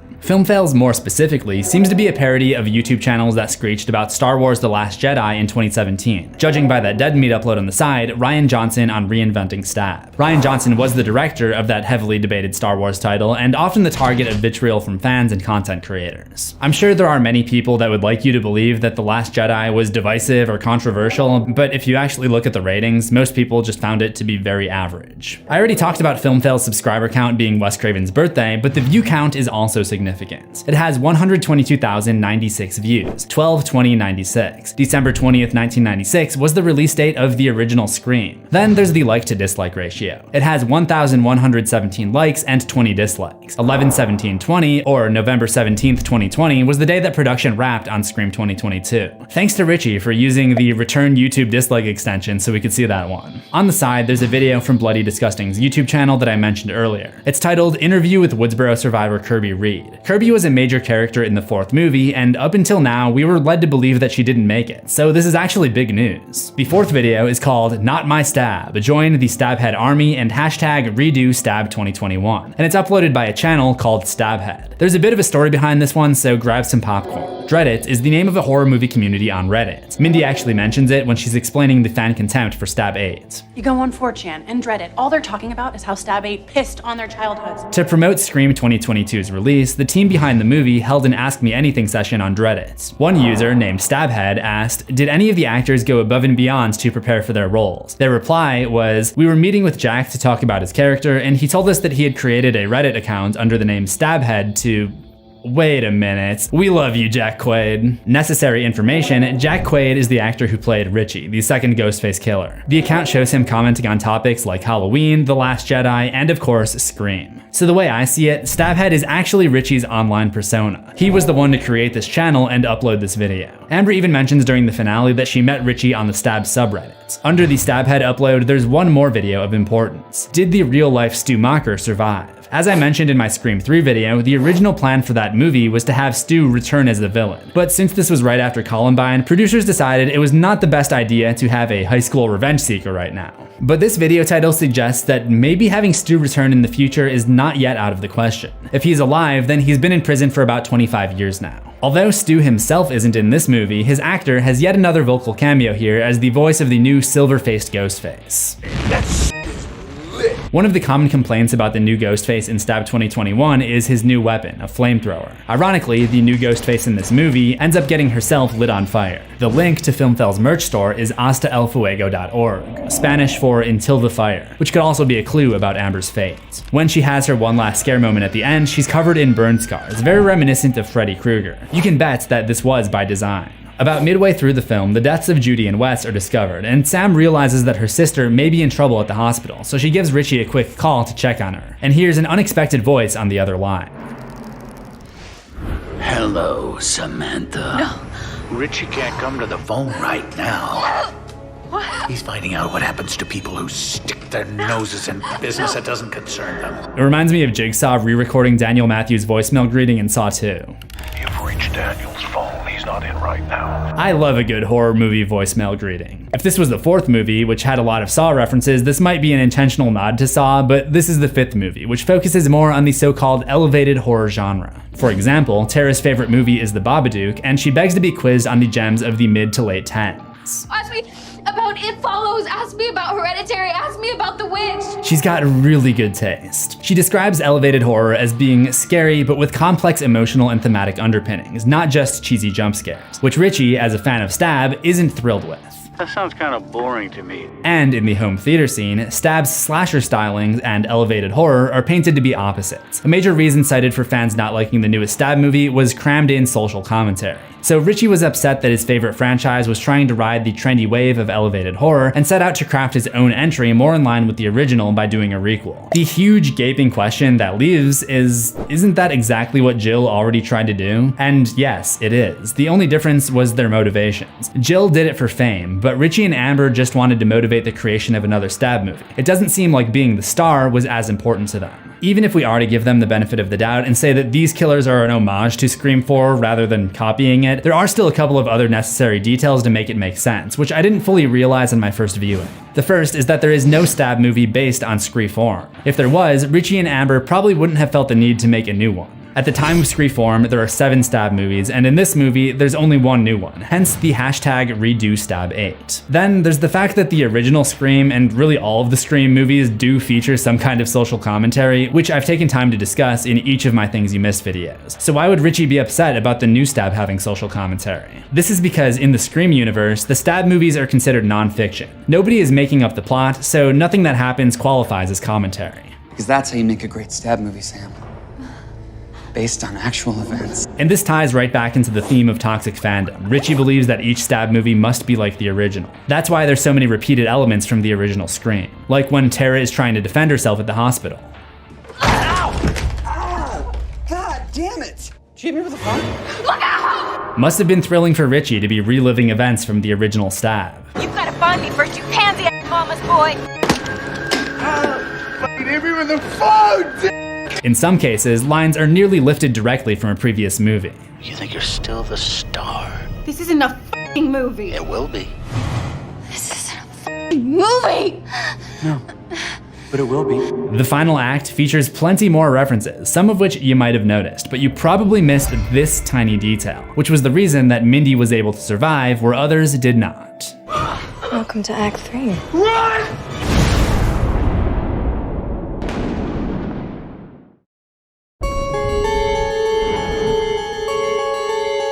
Before we get to the final act, let's talk about Dewey. His fatal mistake is shooting Amber's bulletproof armor rather than hitting her in the head. He realizes it a little too late. In Scream 3, he makes the same mistake with Roman, but Sidney is there to remind him to aim for the head. This time she isn't, and Dewey pays the price. Given Dewey's ability to survive seemingly fatal blows in the past, I wasn't convinced that he was really done for this time. We've seen this scene before. However, the more I look at it, the more I think he might really be gone this time. He's being taken to the coroner this time, not the ambulance. I doubt the coroner would be called unless some medical professional was really sure that he was dead. Dewey had to die to make it real. To show that this wasn't just some bullshit, cash-in, run-of-the-mill sequel. Well, this is awkward. It also fits the blueprint of a requel. When the cast is talking about requels, Mindy brings up Star Wars The Force Awakens as an example. There will be spoilers for Star Wars The Force Awakens here, so if you don't want to hear them, skip forward to the next chapter. The Force Awakens is all about passing the torch to a new set of characters. Luke, Leia, and Han are passing it off to Rey, Finn, and Poe. This is accentuated by the death of a legacy character, Han Solo.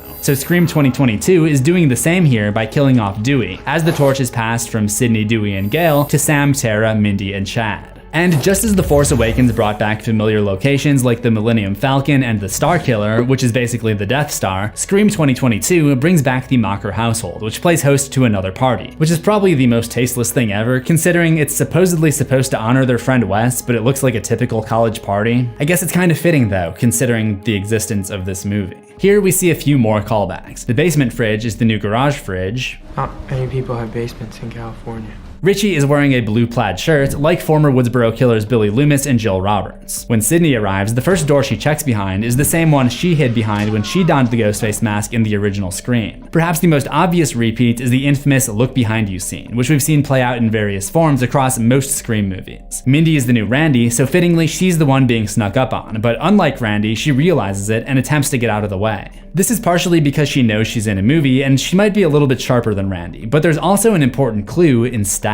There are a couple of VHS tapes on the table behind Stab Randy. I think the top one might be The People Under the Stairs, another Wes Craven reference, and I'm having a hard time making out what the bottom one is. Let me know if you recognize it, but look directly below the TV she's watching on and you'll see 3 VHS tapes, 2 of which are the same 2 on the table behind Randy. There's a slightly better look at it later when Sam is tending to Mindy's injuries. It's definitely the same 2 tapes. Mindy, by the way, does survive, which could be related to this little line from Scream.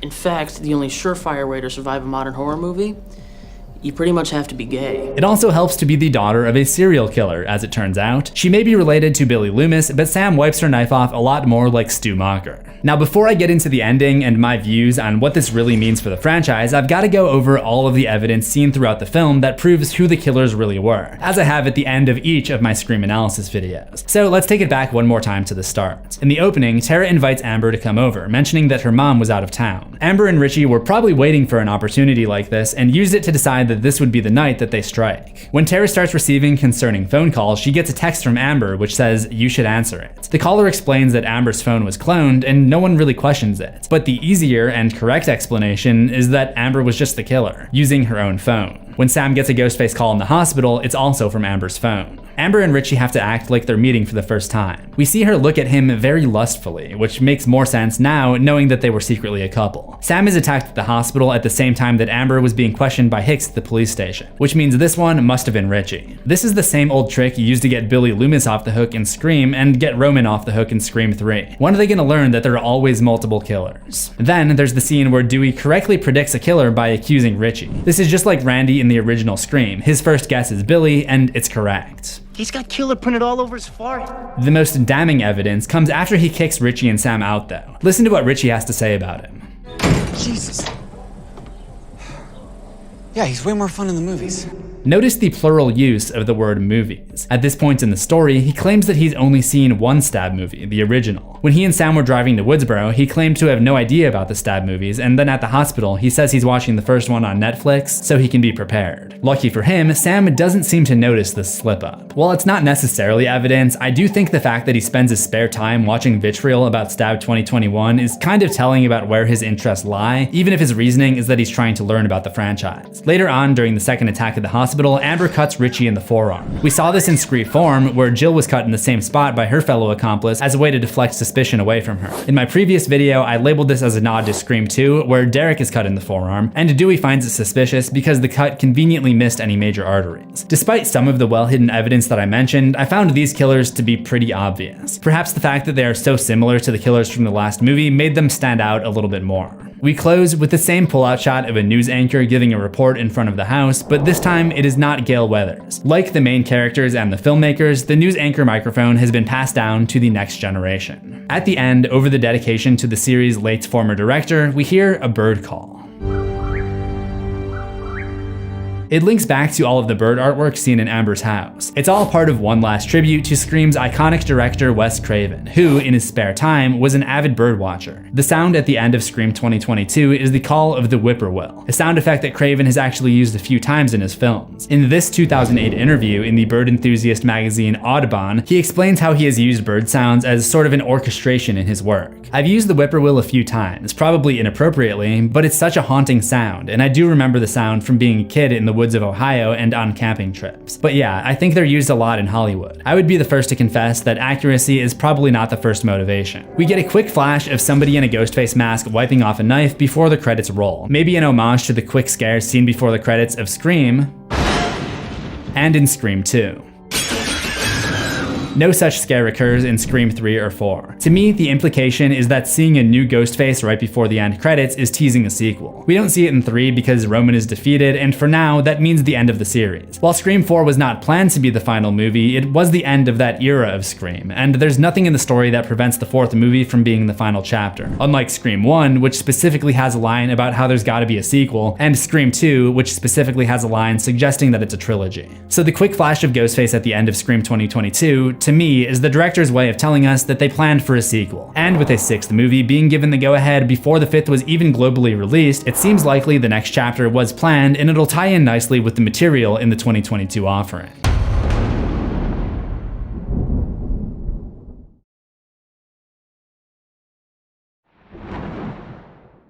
Towards the end of Scream 6, we see a quick shot of the contacts list on Sam's phone, one of which is Christy. In my Scream 2022 video, I pointed out the Easter eggs hidden in the contacts on Dewey's phone and the meaning behind Christy and the other names listed. So this is our clue to be on the lookout for references again. So let's go through her contacts. Tara is her sister, the Jenna Ortega character, but Meyer is the son of Scream 6 producer William Sherrick. The next name is Eloise. She's the daughter of William Sherrick. The next name after that is Nikki. The 5th and 6th Scream were directed by Matt Bettinelli-Olpin and Tyler Gillette, who did a segment in the anthology horror film VHS where one of the characters is named Nikki.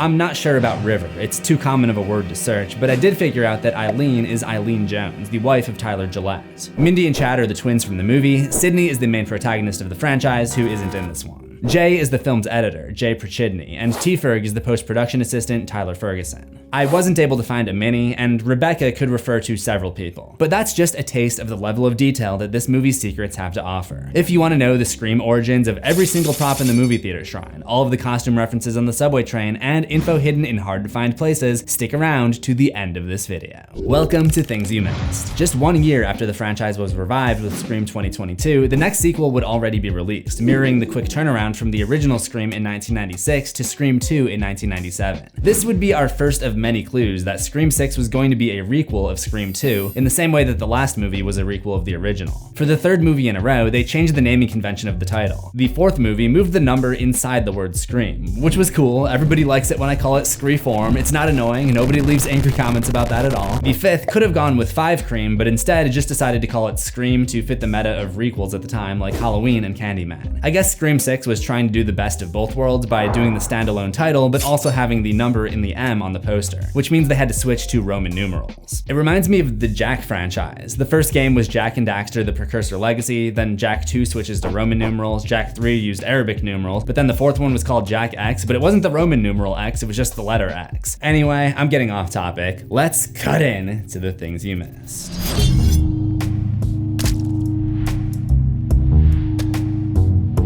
The first thing I'm going to talk about is how similar this movie is to Scream 2. While the characters do point this out themselves, Stab 2 took place in college. So do we think that the killer is trying to copy the movies? it goes much deeper than you might have realized. In addition to the college setting, one of the 5 Ghostface killers in this movie, Jason, is introduced in the opening, where we find out that he's a student in a class about 20th century slashers. Just like the killer in Scream 2, Mickey is introduced in a college film class discussing the Stab movie. Both movies feature a main character who's dealing with newfound fame after surviving murders the previous year. When a new string of crimes begins, they're both given special police protection. Each has a new boyfriend who's very suspicious, but not guilty. When we're reintroduced to Tara, she's on her way to a party. She went to the Omega Kappa Beta party. It's the same fraternity that Derek belonged to in Scream 2. We even briefly see their coat of arms that matches the necklace that Derek gave Sydney. At the party, we learn that Tara's considering joining a sorority called Omega Beta Zeta. You Omega Beta Zeta?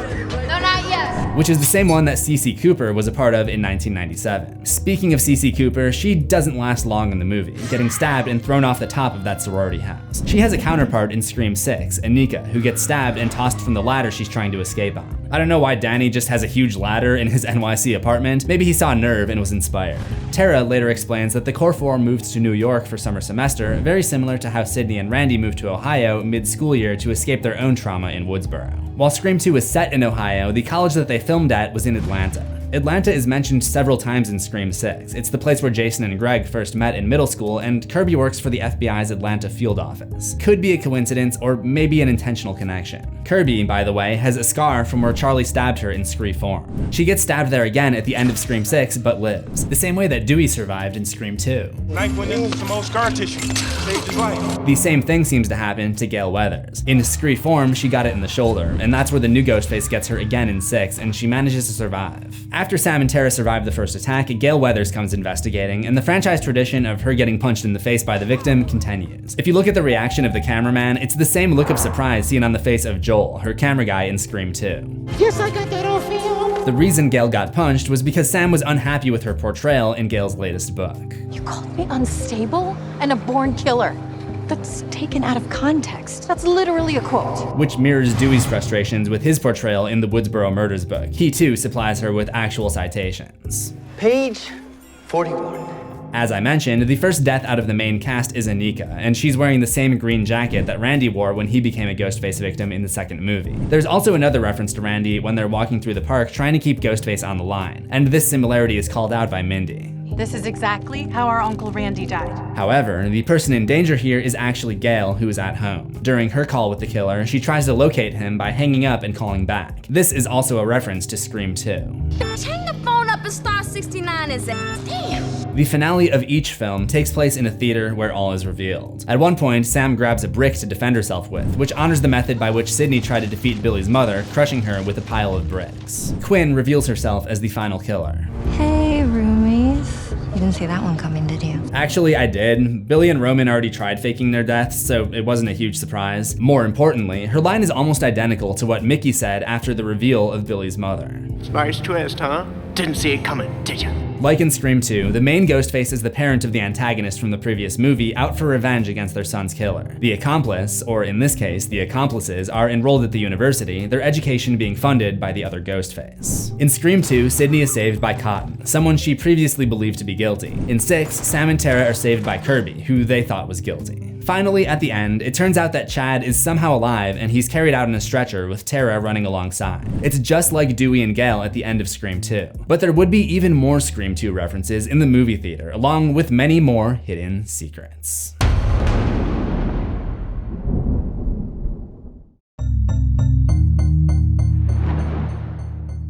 Part of the fun of the Scream franchise and the whodunit genre in general is going back to see the clues laid out for us once we know the ending. In Tara's dialogue with Quinn at the apartment, Quinn describes how her dad held on too tight with overprotectiveness after they lost her brother. Combine that with Detective Bailey's line after Quinn's death. Both my kids are gone. My whole family. And that's two oddly specific references to this mysterious dead sibling. The movie honestly could have used a few red herrings to throw us off because it was obvious that this brother was significant. Add in the fact that the first Ghostface call comes from Richie Kirsch's phone and it starts to become clear. This is the same tactic that Richie and Amber used. When a call came in from Amber's phone, everyone assumed that the killer cloned Amber's phone number when in reality all they had to do was use Amber's actual phone. Detective Bailey probably got Richie's phone back after his death and just used that. One area where the movie did successfully employ a red herring was in wardrobe. Fans know at this point that at least one Ghostface killer always has a light blue shirt or flannel. In this case, it was Ethan, and while I never really suspected Tara or Sam, we're forced to notice Danny wearing light blue when we literally see him put it on. Someone wearing a Ghostface mask attacks Sam and Tara outside their apartment, the same apartment where they were literally just with Quinn and Ethan. Later on, after Quinn's death is staged, her father comes out of the building with a little bit of a limp, maybe from an injury sustained when he's knocked to the floor by Samantha. And he's staring right at Samantha as he says this. You f with my family. You die. And when Gail gets the dreaded phone call later on, it's from a 707 area code, which represents Northern California, where Woodsboro is located. That's another clue that the killer is from that area, which Richie's family most likely would be. There's also an ominous clue that isn't related to the identity of the protagonist. Sam's psychiatrist can be seen watching Invasion of the Body Snatchers, which literally tells him before he becomes the next Ghostface victim. As always, it's one of many horror movie references in a Scream film. Every Scream movie makes a reference to Psycho, with the last film even containing a Psycho movie poster. That continues here with this poster in Jason's apartment. He also has a Vertigo poster, another thriller directed by Alfred Hitchcock. In addition to the first Psycho, Psycho 2 is also referenced this time. Psycho 2 is underrated. Psycho 2 also features a character getting stabbed through the mouth, which is exactly what Tara does to Ethan at the end. But going back to Jason, given that he's a film student and a horror fan, there are a lot of references connected to him. The reason he killed his professor in the opening sequence was because she gave him a C- on his Giallo paper. Giallo is an Italian murder mystery genre, a perfect counterpart to Scream. Jason's t-shirt says "For Mosche di Voluto Grigio," which translates to 4 Flies on the Grey Velvet. It's a Giallo film directed by Dario Argento about a rock musician who becomes entangled in a gruesome murder case. Interestingly, Jason also has an Ice Nine Kills magnet on his fridge. Ice Nine Kills is a metal band known for theming their songs around horror movies. Their 2018 album, The Silver Scream, has a series of accompanying music videos with a narrative through line about a series of deaths connected to the band's frontman, Spencer Charnas. So kind of similar to 4 Flies on the Grey Velvet. Ice Nine Kills also did a deluxe version of The Silver Scream, which, appropriately, contains a song about Scream. And no, it was not lost on me that Jason gets home and turns on a Friday the 13th movie. His full name is Jason Carvey, and Jason Voorhees, the antagonist of the Friday the 13th franchise, likes to carve up his victims. This isn't just any Friday the 13th movie though, it's Friday the 13th Part 8, Jason Takes Manhattan, the one where he goes to New York, much like how Scream 6 is set in New York. Jason is not the only new character who seems to be a horror fan. Sam's psychiatrist has some merch in his office. On the desk, you can spot a lineup of horror dolls, including Gomez, Pugsley, and Fester Adams, as well as Leatherface. Above the fireplace, there's also a Leatherface doll and a Ghostface doll. The defunct movie theater marquee is advertising 2 events. On the left, it says Jennifer Jolie Retrospective. Jennifer Jolie was the name of the actress who played Gail Weathers in Stab 3. On the right, it says Rocky Horror Picture Show, which connects to this guy dressed up as Frankenfurter from Rocky Horror on the subway. Which brings me to the next section, the costumes. It's always been a pet peeve of mine in movies that take place around Halloween when everyone is dressed in generic costumes like vampire, pirate, nurse, etc. Because in real life, most people are dressed up as something specific, usually some kind of pop culture thing. I was glad to see Scream finally do this right, and some of the costumes have a deeper meaning. Like at the Omega Kappa Beta party, where we see a girl dressed as Wednesday Addams from the Addams Family. Since the release of Scream 2022, the star, Jenna Ortega, portrayed this character in a popular adaptation known as Wednesday. Is the Recycling Wednesday flyer on her fridge related to this as well? Probably not. Other party guests include someone in a striped Ghostface mask hanging with Dwight Schrute from The Office. There's also a girl in the crowd wearing a number 10 jersey, a reference to the top that Tatum wears in the first Scream, which is a reference to what Glenn Lance wore in A Nightmare on Elm Street. Then we've got Harry Potter, Alan from The Hangover, and Mindy Meeks, who is dressed as Stormé DeLarverie, a woman known for her part in a lesbian movement in the 1960s. That's kind of her whole entire gimmick in this movie. She's constantly advertising her homosexuality. There are even more costumes in the subway scene.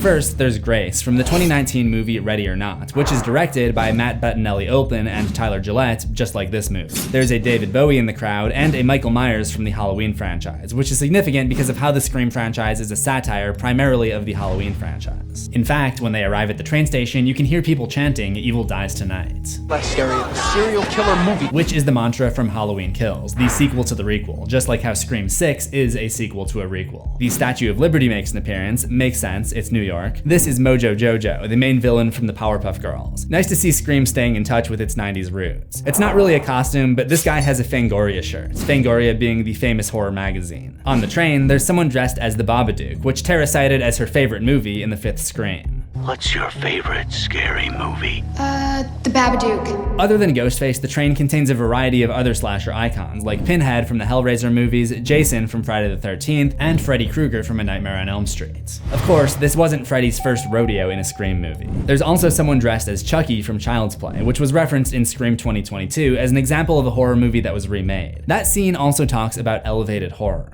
What's wrong with elevated horror?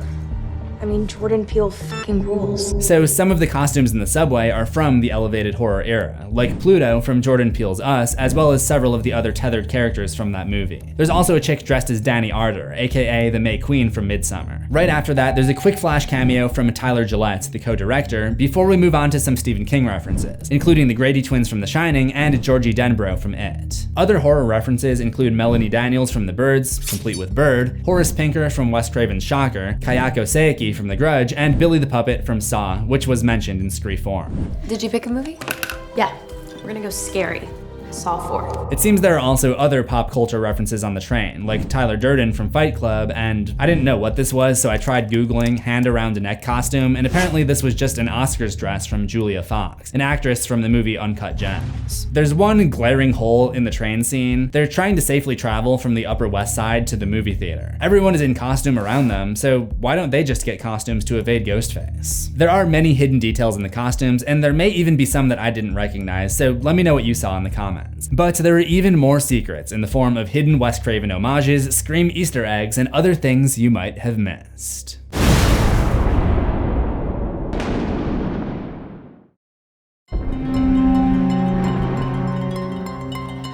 If you follow my channel, you know I am very concerned with movie timeline accuracy. I have a series called Horror History, which is half character analysis and half timeline construction. So I can be the first to say that these last 2 Scream movies have screwed up the timeline. At the end of the 5th Scream, the reporter claims that the original Woodsboro Massacre was 25 years ago, almost to the day. The original was set in 1996, so that would mean that it was set in 2021. However, Sam and Mindy both claim that the most recent stab came out last year, and we can clearly see that was 2021, meaning that the 5th Scream is actually set in 2022, which seems to be backed up in Scream 6. The Woodsboro Truther subreddit refers to the most recent events in Woodsboro as the 2022 Woodsboro Massacre, and Kirby's timeline of events says 2022 was the year of Richie and Amber's death. However, this board also claims that Roman's death was in 2000, which is incorrect. In Scream 3, Roman died in 1999. The production designers obviously just use the release dates of the movies rather than when they are set. But Kirby specifically says that Richie and Amber died last year, so we can probably just go with the 5th Scream taking place in 2022 and the 6th Scream taking place in 2023, right? Well, when we see the film professor's phone at the beginning of the movie, it says Saturday, October 29th, which would put this in 2022.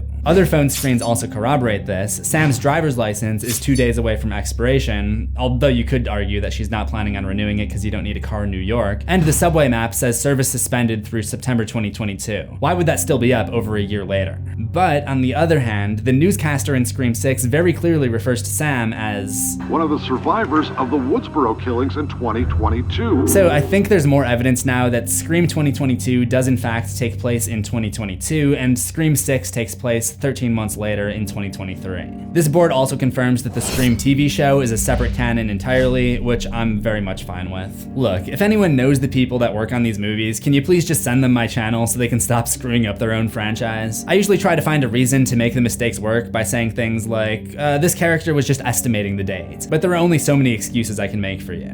Roman Bridger was the only single Ghostface. Kudos to him for ambition. That's debatable. It's extremely debatable. See my Scream 3 Things You Missed episode for details, but not until after you've seen all the Wes Craven references here in Scream 6. As you know, Wes Craven was the legendary horror director who brought us everything from Last House on the Left, to The Hills Have Eyes, to A Nightmare on Elm Street, and of course, the first 4 Screams. In Jason's apartment, he has up a poster for Last Podcast on the Left, a clear play on Last House on the Left. That film was released in 1972, and in the establishing shots at the beginning of the movie, we see West 72nd Street. It appears that all of the east-west streets in Upper Manhattan corresponds to Wes Craven release dates. The characters board a train at 94th and 93rd, which corresponds to New Nightmare and Body Bags respectively. Gail's apartment is located between 96th and 97th. Scream came out in 1996, and Scream 2 came out in 1997. One of the posts in the Woodsboro Truther subreddit comes from a user named 234mimi23. Mimi Craven was Wes Craven's wife for a short time in the 80s. She appeared in A Nightmare on Elm Street and Swamp Thing. Jason and Greg's apartment building is called Elm Court, a reference to A Nightmare on Elm Street. When we see Sam's driver's license, her address is 2419 Solar Drive, Modesto, California. However, this address is not in Modesto, it's in Los Angeles, and it once belonged to Wes Craven. This next one is one of the weirdest ever. At the end of the convenience store scene, we see the exterior of the store, and it's called Abe's Snake Bodega. When I'm making these videos and I see a brand name that I don't recognize, I always look it up to find out if there's some significance. So that's what I did, and I found this Slash Film article, which contains some odd trivia. It explains that one of Craven's friends got involved in producing adult films in the 70s, and he decided to try making one himself. In 1975, in between The Last House and 1977's The Hills Have Eyes, Craven made The Fireworks Woman, also known as Angela the Fireworks Woman, using a spectacular pseudonym, Abe Snake. And just like Angela was packed with fireworks, Scream 6 is packed with Easter eggs referencing the rest of the Scream franchise. If you look closely at the Woodsboro Truther subreddit, which by the way, the URL is www.r/WoodsboroTruther, pretty sure that's not how URLs work, but you'll notice that the sub was created 1/14/2022. This contradicts the timeline, again, but at least this one is obviously just an Easter egg. It's technically the theatrical release date of Scream 2022 seen on posters, even though the premiere was cancelled. Another Reddit post advertises 261 Turner Lane Part 2, the all-new true story. This is essentially a story about the last movie's events, because 261 Turner Lane is the address of the house once occupied by Stu Macher and his family, before being the host of Amber Freeman and her family. I'm at Stu Macher's house on Turner Lane. It's 261 Turner Lane. Despite leaving Woodsboro, some of the characters still seem to have pride about their old town. Chad hangs on to his Letterman jacket, and Mindy wears a panther patch on hers, the mascot of Woodsboro High. One of the defining characteristics of a requel is rehashing existing scenes, and Scream 6 is no exception. Sam and Tara visit the police station following their convenience store encounter, where they're told that they can't leave town by the detective.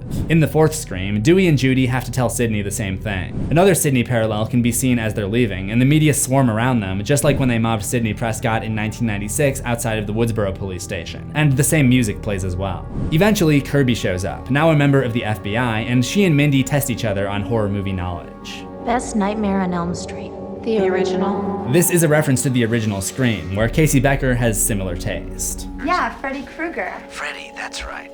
I like that movie. It was scary. Wow, well, the first one was, but the rest sucked. Or maybe just common sense. Then there's Gail. During the part where she's talking with Sam about the importance of family, we hear Dewey's theme in the background, suggesting that Gail never stopped caring about him. This is also evident because she has the same photo of her and Dewey that we first saw in Dewey's trailer in the 5th one. She almost ended up joining him after an ambush by Quinn. At one point, she fires 2 shots through the door and says, "How's that for nostalgia, fucker?" referring to when she played Hero by shooting Billy Loomis way back in the original. But it wasn't just the dialogue that was nostalgic, because the movie theater shrine is packed with background details spanning the entire franchise.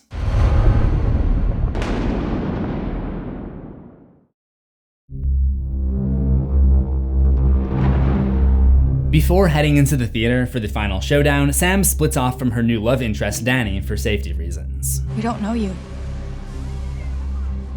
Not really. She says this in almost the exact same way as her old love interest, Richie, spoke about the Stab franchise. No one has made a great Stab movie since the first one.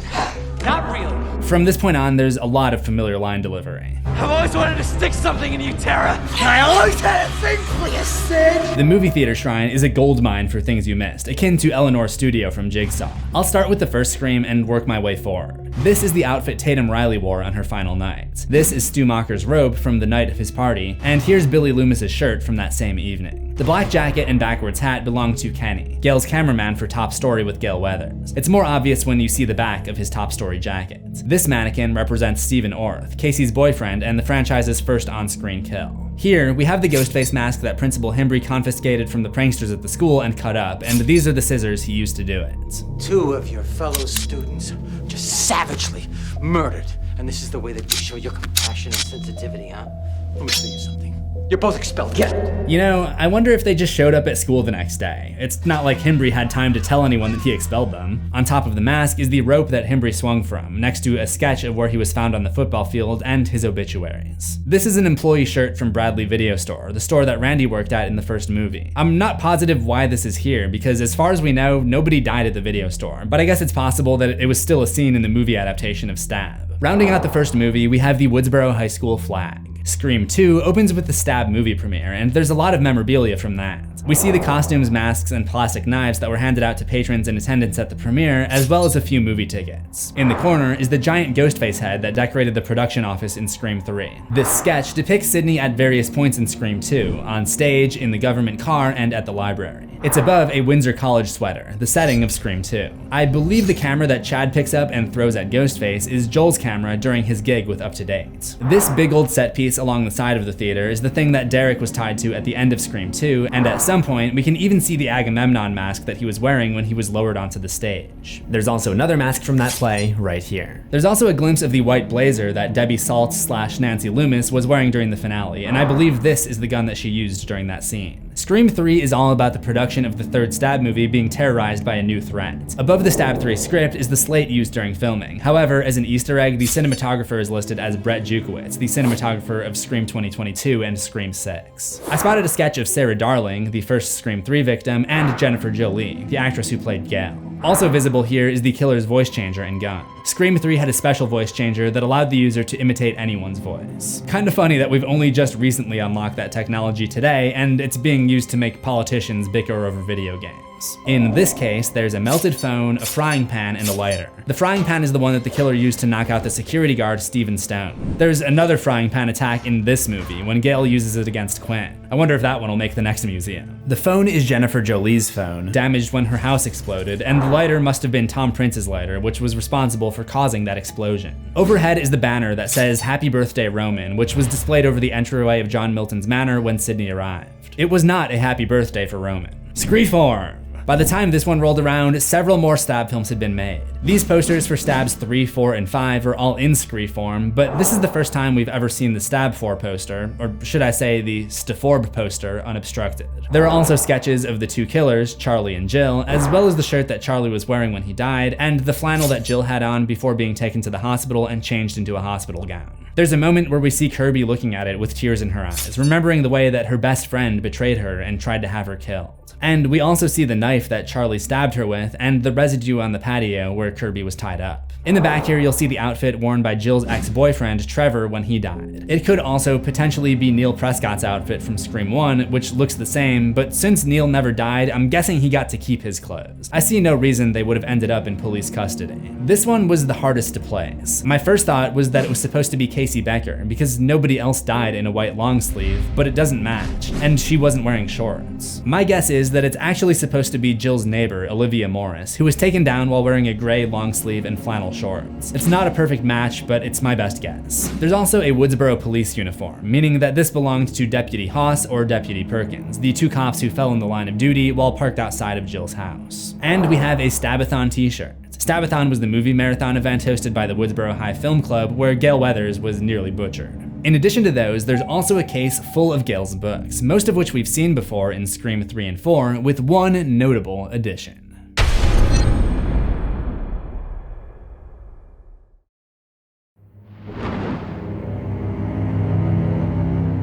The Gale Weathers book that we haven't seen before is Stabbed in the Back, the real Sunrise story. This actually comes from one of the promotional websites for Scream 3, Sunrise Sucks. This was an anonymous expose site that published dirt about the production company responsible for the Stab franchise, Sunrise Studios. I talked about it extensively in my horror history episode on the history of the Stab IP. By the way, in Gale's apartment, there's one new book called The Woodsboro Horror Continues, which must be the one she wrote about the 2022, or whenever it took place, Woodsboro Massacre. All of these theater shrine items were part of Richie Kirsch's collection, despite the fact that he claims that the first Stab movie is the only good one. He dies in Scream 2022, so it makes sense that there wouldn't be much from that movie. However, I did notice the Stab Blu-ray box set, which was released at some point between Screams 4 and 5. If there's one thing you can usually count on in a requel, it's the new characters taking up the mantle of the legacy characters. In the case of Scream, Sam Carpenter is the new Sidney Prescott, and she puts on the Ghostface costume to fight back against Detective Bailey at the end of the movie. It's the very same Ghostface costume that Sidney wore to strike back against Billy Loomis approximately 27 years earlier. And just like Billy, Bailey finds himself on the wrong end of a Ghostface call from his prey. Hello, Detective Bailey. Are you alone in the house? Bailey is not the only one to suffer a very 1996 fate. Ethan pops up in the final reel for one last scare and gets crushed by the same TV that fell upon Stu Macher. So what's the message this time? What are the filmmakers trying to tell us? Well, it's not that different from the last movie. This is kind of the second one in a row that condemns toxic internet culture. This time, instead of toxic fandom, it's about the phenomenon of Reddit detectives who try to solve crimes on their own and usually just end up making things worse. Wavy Web Surf has a really good video on the topic if you want to learn more. Throughout the movie, Sam has to deal with accusations that she was actually the killer in Woodsboro. Like this guy, who refers to her as being that psycho girl. He looks like he could be an actual Redditor. Another chick recognizes her, dumps Diet Cherry Coke on her, and calls her a murderer. Why would you dump a beverage on someone if you believe she was a murderer? That is not a smart move. Even her psychiatrist starts to get creeped out by her. If you're like me, you probably wanted to go back and look at the names in the psychiatrist's filing cabinet to see if there were any Easter eggs. As far as I can tell, these are just random patient names with no deeper meaning. But Mars Jupiter is definitely a weird one. Perhaps the biggest twist with this movie is that none of the core characters died. It looked like Chad was a goner there for a minute, but he miraculously makes it out on a stretcher at the end. Although, during that part where Tara takes off his oxygen mask to kiss him, I wish he just would have died right there. It would have been so fucking funny. Click the playlist on the left for more of my Scream franchise analysis videos. And if you want to see everything you might have missed in the upcoming Scream 7, then make sure you subscribe to CZsWorld for new horrors every week, ring the death bell for all notifications, and I will see you in the next one. Assuming we both survive.